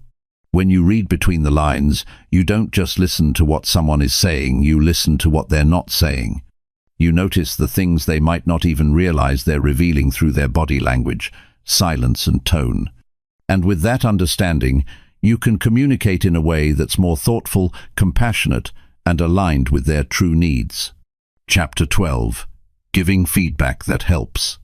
When it comes to giving feedback, many people approach it with a sense of trepidation. No one likes to feel criticized, and no one enjoys delivering negative feedback either. But the reality is, feedback, when delivered correctly, can be one of the most powerful tools for growth, improvement, and stronger relationships. The challenge is learning how to give feedback in a way that is constructive, helpful, and promotes positive change, without causing defensiveness or discouragement. The first thing to understand about giving effective feedback is that it's not about the person, it's about the behavior or the action. When feedback is given as a judgment of someone's character, it often leads to hurt feelings and resistance. However, when it focuses on actions or outcomes, it's easier for the person receiving the feedback to see it as something they can change or improve. For example, instead of saying, "You're always late," which might feel like an attack on someone's character, it's better to say, "I've noticed you've been coming in after the start of the meeting recently. Is there something going on that we can address?" This shifts the conversation from being about the person's flaws to addressing a specific behavior that can be improved. Clarity and specificity are key. Feedback that is vague or general is often unhelpful. If someone doesn't know exactly what they did wrong or what they could do differently, they can't take meaningful steps to improve. Instead of saying something like, "Your work needs improvement," try to give clear, actionable advice. The report you submitted had several sections that were unclear, and there were some important details missing. Next time, it might help to double-check the data and make sure all relevant information is included. When feedback is clear, the person receiving it knows exactly what needs to be done to make improvements, and they feel empowered to take action. Another important element of effective feedback is timeliness. The sooner you give feedback, the more likely it is to be helpful. If too much time passes between an event and the feedback, the person may not remember the situation clearly, or it may feel disconnected from the issue at hand. In some cases, waiting too long can make the feedback feel like a criticism rather than a constructive tool for improvement. For example, if an employee gives a presentation with a few mistakes, providing feedback immediately after the presentation allows them to correct the issues and apply the feedback in real time. If you wait until a week later, the impact of the feedback diminishes, and they may struggle to make the connection between the feedback and the specific behavior. Feedback should also be balanced. This doesn't mean giving someone praise just to soften the blow of criticism, but it does mean making sure to highlight the things that were done well, in addition to pointing out areas for improvement. This creates a more supportive atmosphere, where the person receiving feedback feels acknowledged for their strengths, rather than feeling like they're only being criticized. A simple structure like the sandwich method, where you begin with positive feedback, then discuss areas for improvement, and end with something encouraging, can be very effective. However, be careful not to use this approach in a way that feels formulaic or insincere. The goal is to make the feedback balanced and constructive, not just to sugarcoat the criticism.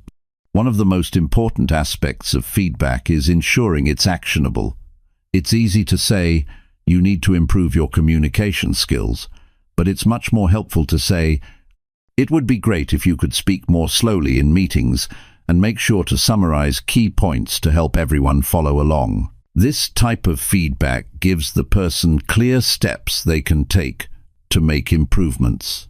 The more specific you can be about what they need to change and how they can go about doing it, the more likely they are to make those changes successfully. But giving feedback isn't just about the words you use, it's also about how you say them. Your tone, body language, and overall approach play a huge role in how feedback is received. If your body language is defensive or your tone is condescending, the person on the receiving end will likely become defensive themselves, and the conversation will not be productive. It's essential to approach feedback with a spirit of collaboration, not confrontation. Make sure you're conveying that your intent is to help them improve and grow, not to criticize or punish. A calm, friendly tone combined with open body language can make a huge difference in how feedback is received. In some cases, especially when the feedback is more personal or sensitive, it's important to have a safe space for the conversation. Giving feedback in public can sometimes cause embarrassment, leading the person to shut down or react negatively. Instead, try to create an environment where the person feels comfortable discussing the feedback without fear of judgment. Whether it's a private meeting, a one-on-one conversation, or a more informal chat, ensuring that the setting feels safe and supportive will make it easier for the other person to accept and act on your feedback. When receiving feedback, how you react is just as important as how the other person delivers it. No matter how constructive the feedback may be, it's natural to feel defensive, embarrassed, or even upset. But it's important to remember that feedback is an opportunity to learn and grow, not an attack. It's helpful to take a moment to listen, ask clarifying questions if necessary, and really understand what the other person is saying before reacting. If you need time to process the feedback, it's okay to ask for it.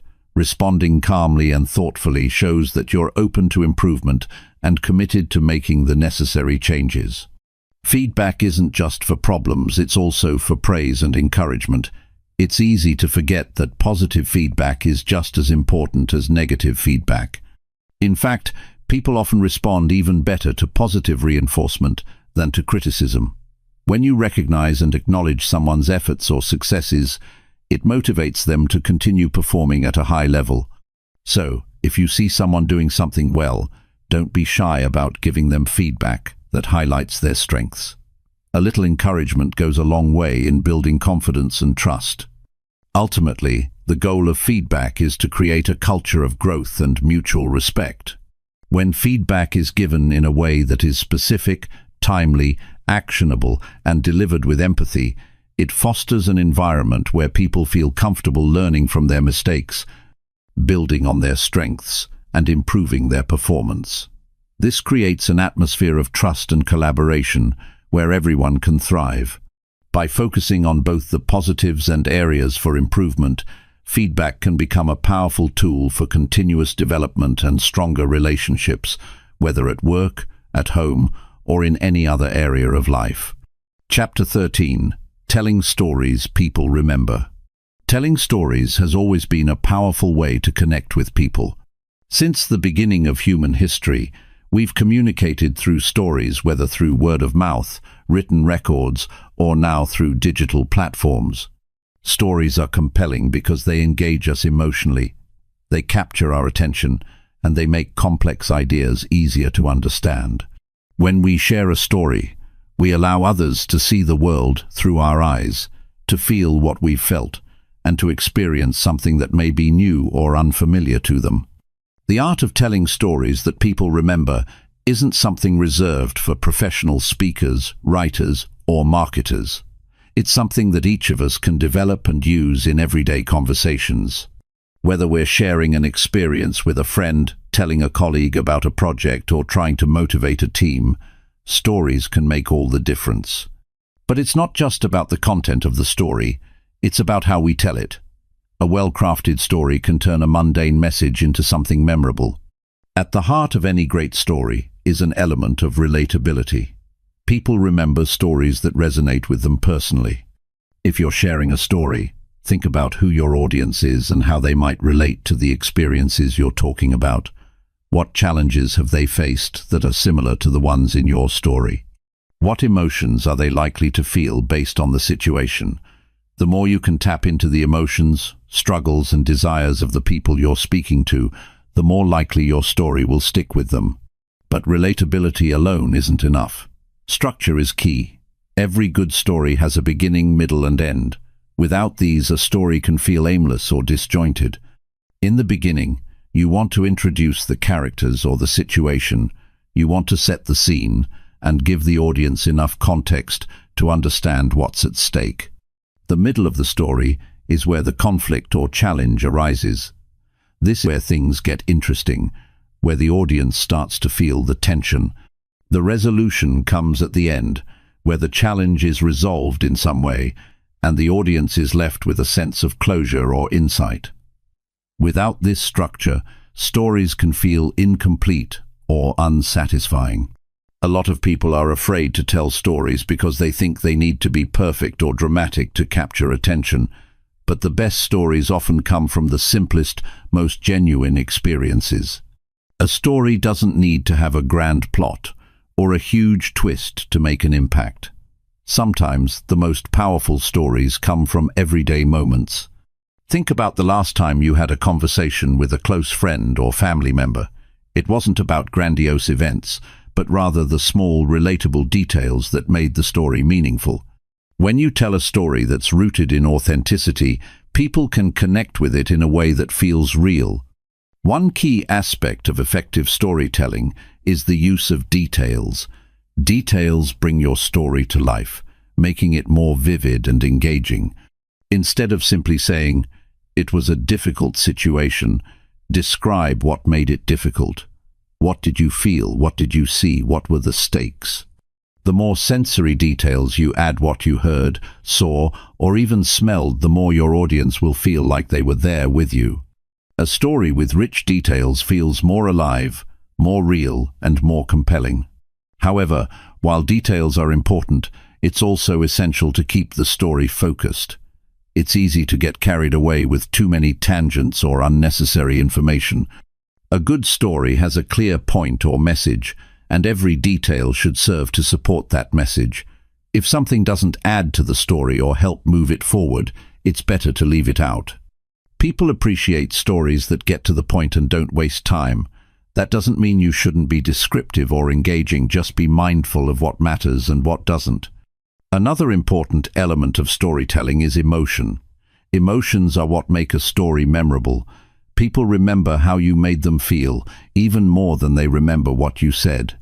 When you tell a story that evokes emotion, whether it's joy, fear, sadness, or excitement, you're tapping into something deeper than just the facts. Emotion connects people on a human level. It makes them feel something that resonates with them long after the conversation is over. As you tell your story, don't be afraid to show vulnerability. Vulnerability is one of the most powerful tools in storytelling.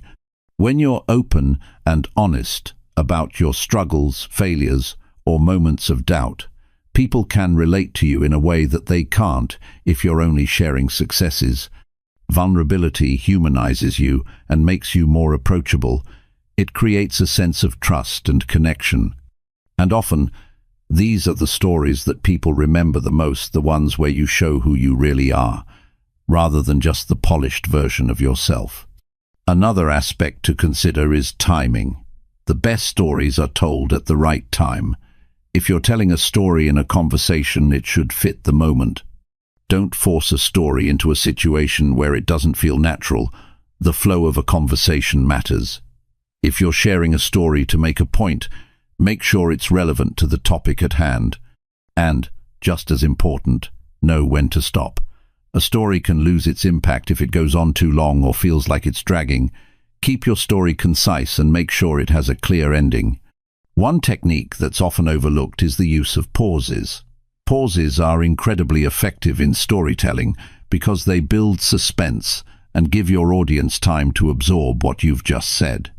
Pausing at key moments, especially before a big reveal or punchline, can heighten the emotional impact of the story. It gives your audience space to reflect on what's been said and builds anticipation for what comes next. Another important element of storytelling is engaging the audience. A story is a conversation, not a lecture. This means that your audience should feel like they're part of the experience. One way to do this is by asking questions during your story or involving them in some way. For example, instead of just saying, "I learned an important lesson that day," you might say, "Have you ever been in a situation where you thought you couldn't handle it, but you found a way to push through?" This gets your audience thinking about their own experiences and makes them feel more connected to your story. At the end of the day, the power of storytelling lies in its ability to connect. It's a tool for building relationships, for for creating empathy, and for sharing our experiences with others. The stories we tell shape how we are perceived, how we relate to one another, and how we make sense of the world.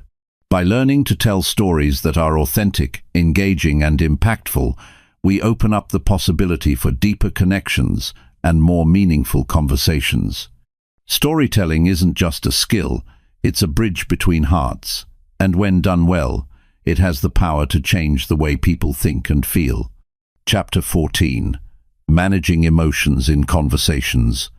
Sometimes conversations can quickly turn tense.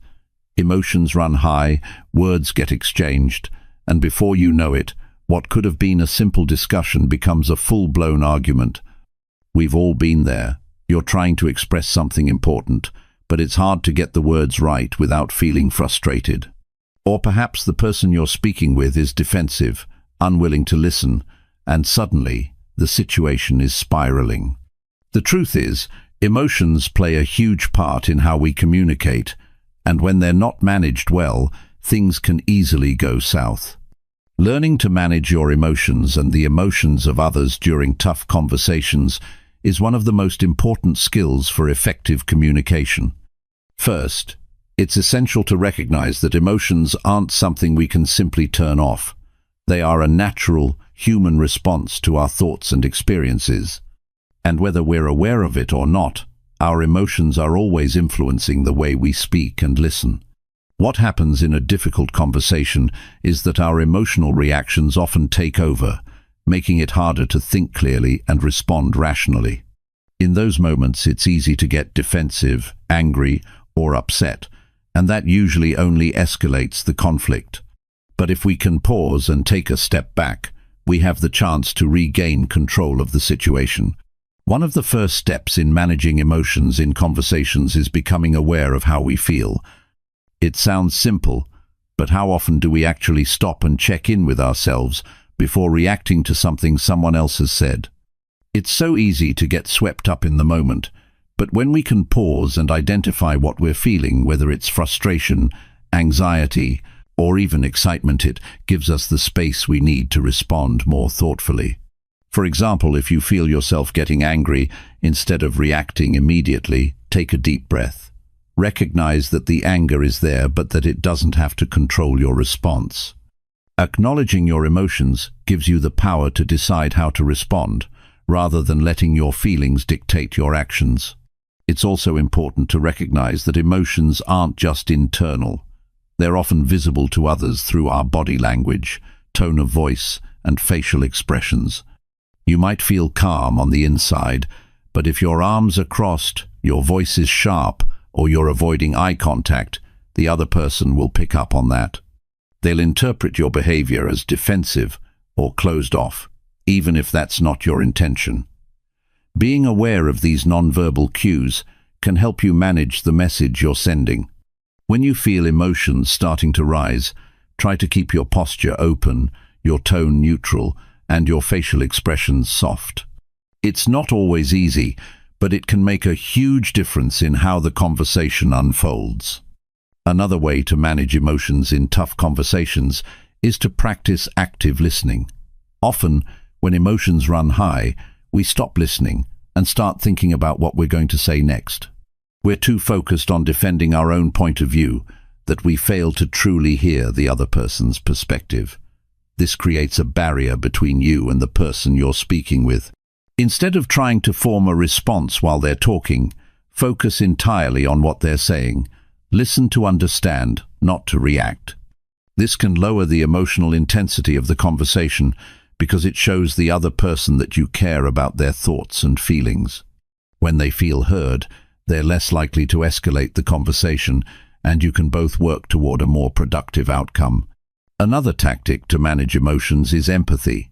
When you understand where the other person is coming from, it becomes easier to keep your emotions in check. Try to put yourself in their shoes and imagine what they might be feeling.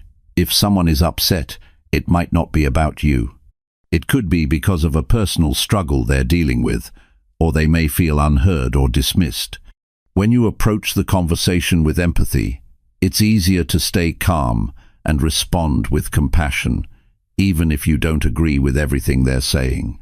Sometimes, no matter how hard we try, the conversation simply becomes too heated. When this happens, taking a break can be one of the most effective tools for diffusing the situation. There's no shame in pausing the conversation and saying, "I think we both need a moment to cool off."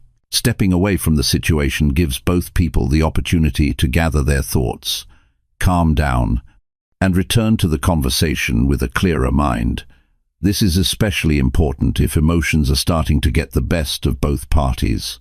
It's often the case that the conversation will be more productive once both people have had time to reflect on what's been said and what they want to achieve. Another way to manage emotions is through positive self-talk. It's easy to get caught up in negative thinking when we feel emotionally triggered. We might start thinking, "This person is never going to understand me," or "I'm just wasting my time." These thoughts can make it harder to stay calm, and they can also make the situation feel more personal than it actually is. Instead of falling into these patterns of negative thinking, try shifting your internal dialogue. Remind yourself that this is just a conversation, that it's okay to disagree, and that staying calm will help you communicate more effectively. You don't have to win every argument or convince the other person that you're right. Focus on finding a solution or understanding the other person's perspective.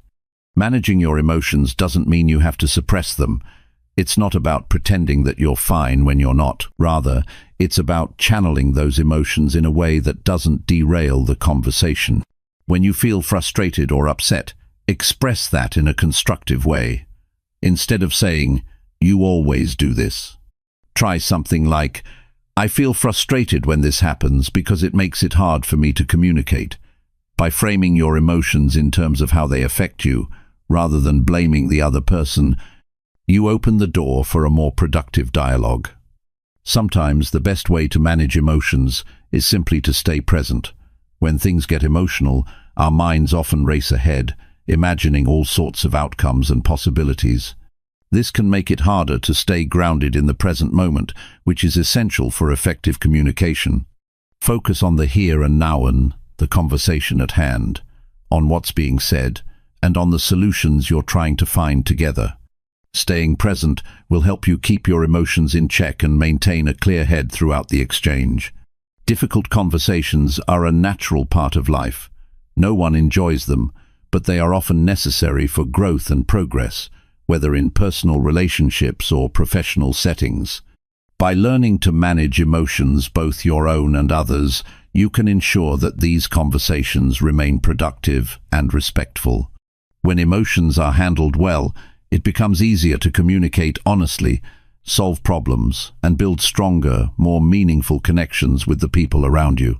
And in the end, that's what effective communication is all about. Chapter 15.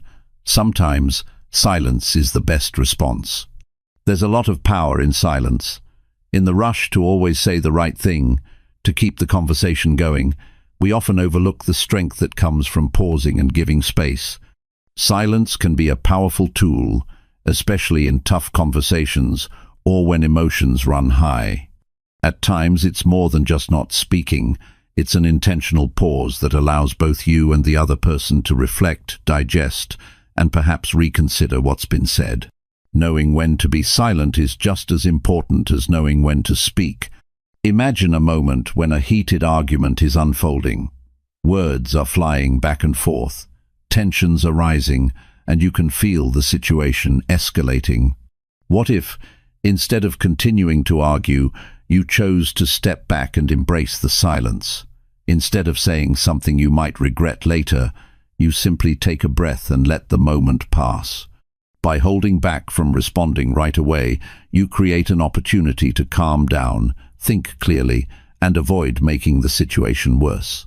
Silence can be a way to regain control and prevent things from spiraling.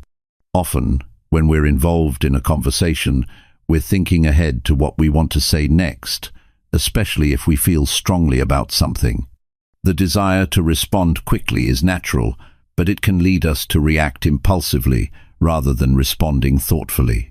Pausing for a moment allows you to take a step back, collect your thoughts, and then decide what you want to say with a clearer perspective.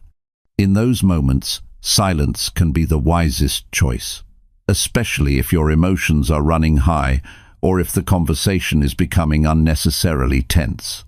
You might be surprised at how often a pause can turn a potentially negative interaction into something more meaningful and productive. When you choose silence, you also give the other person space to think.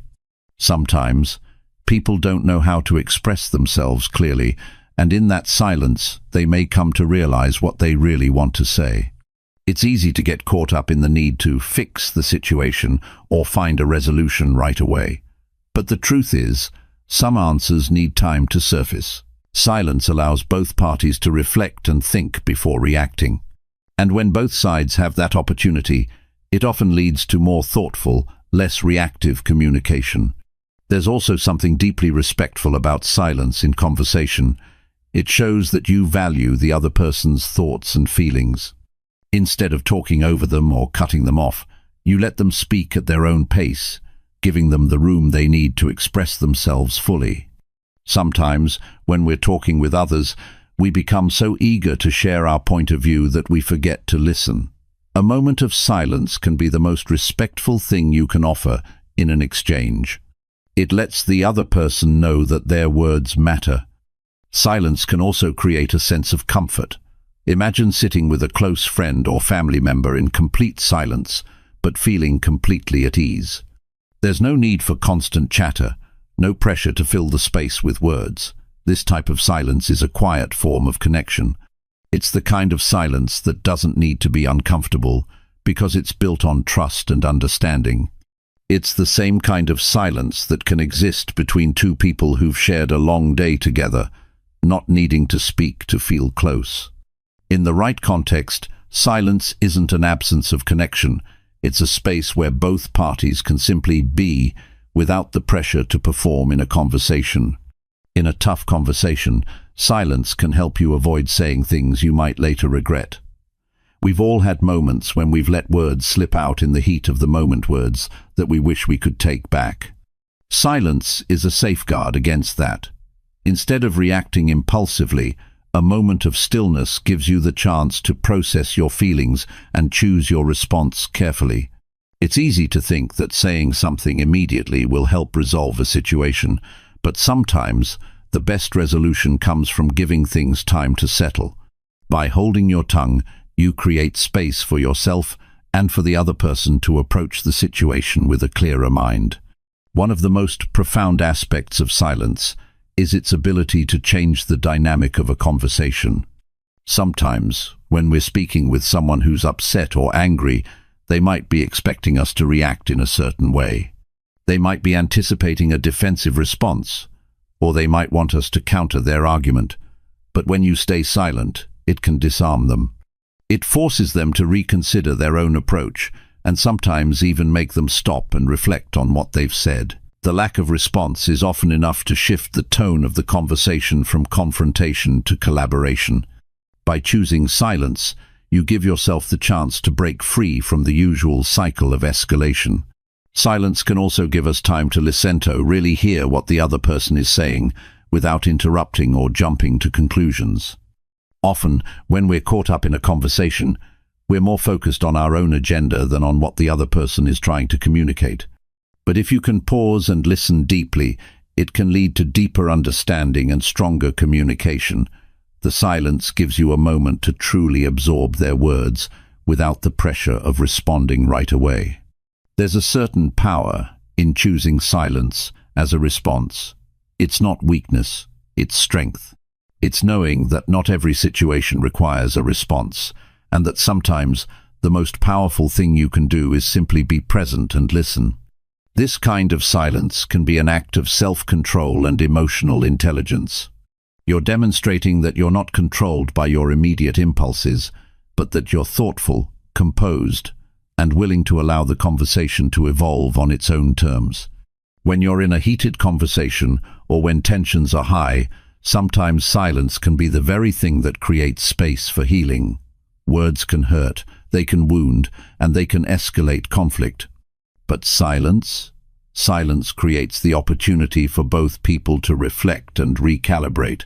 It gives the conversation room to breathe, and in that space, the chance to find clarity. Silence is not about avoiding difficult conversations or avoiding conflict altogether. It's about being intentional with your words and actions, knowing when to speak and when to stay silent. Silence is not a gap in communication. It's a tool that, when used correctly, can make your communication more thoughtful, respectful, and effective. In a world where we're constantly bombarded with information and conversation, sometimes the most powerful thing you can do is pause and allow space for silence.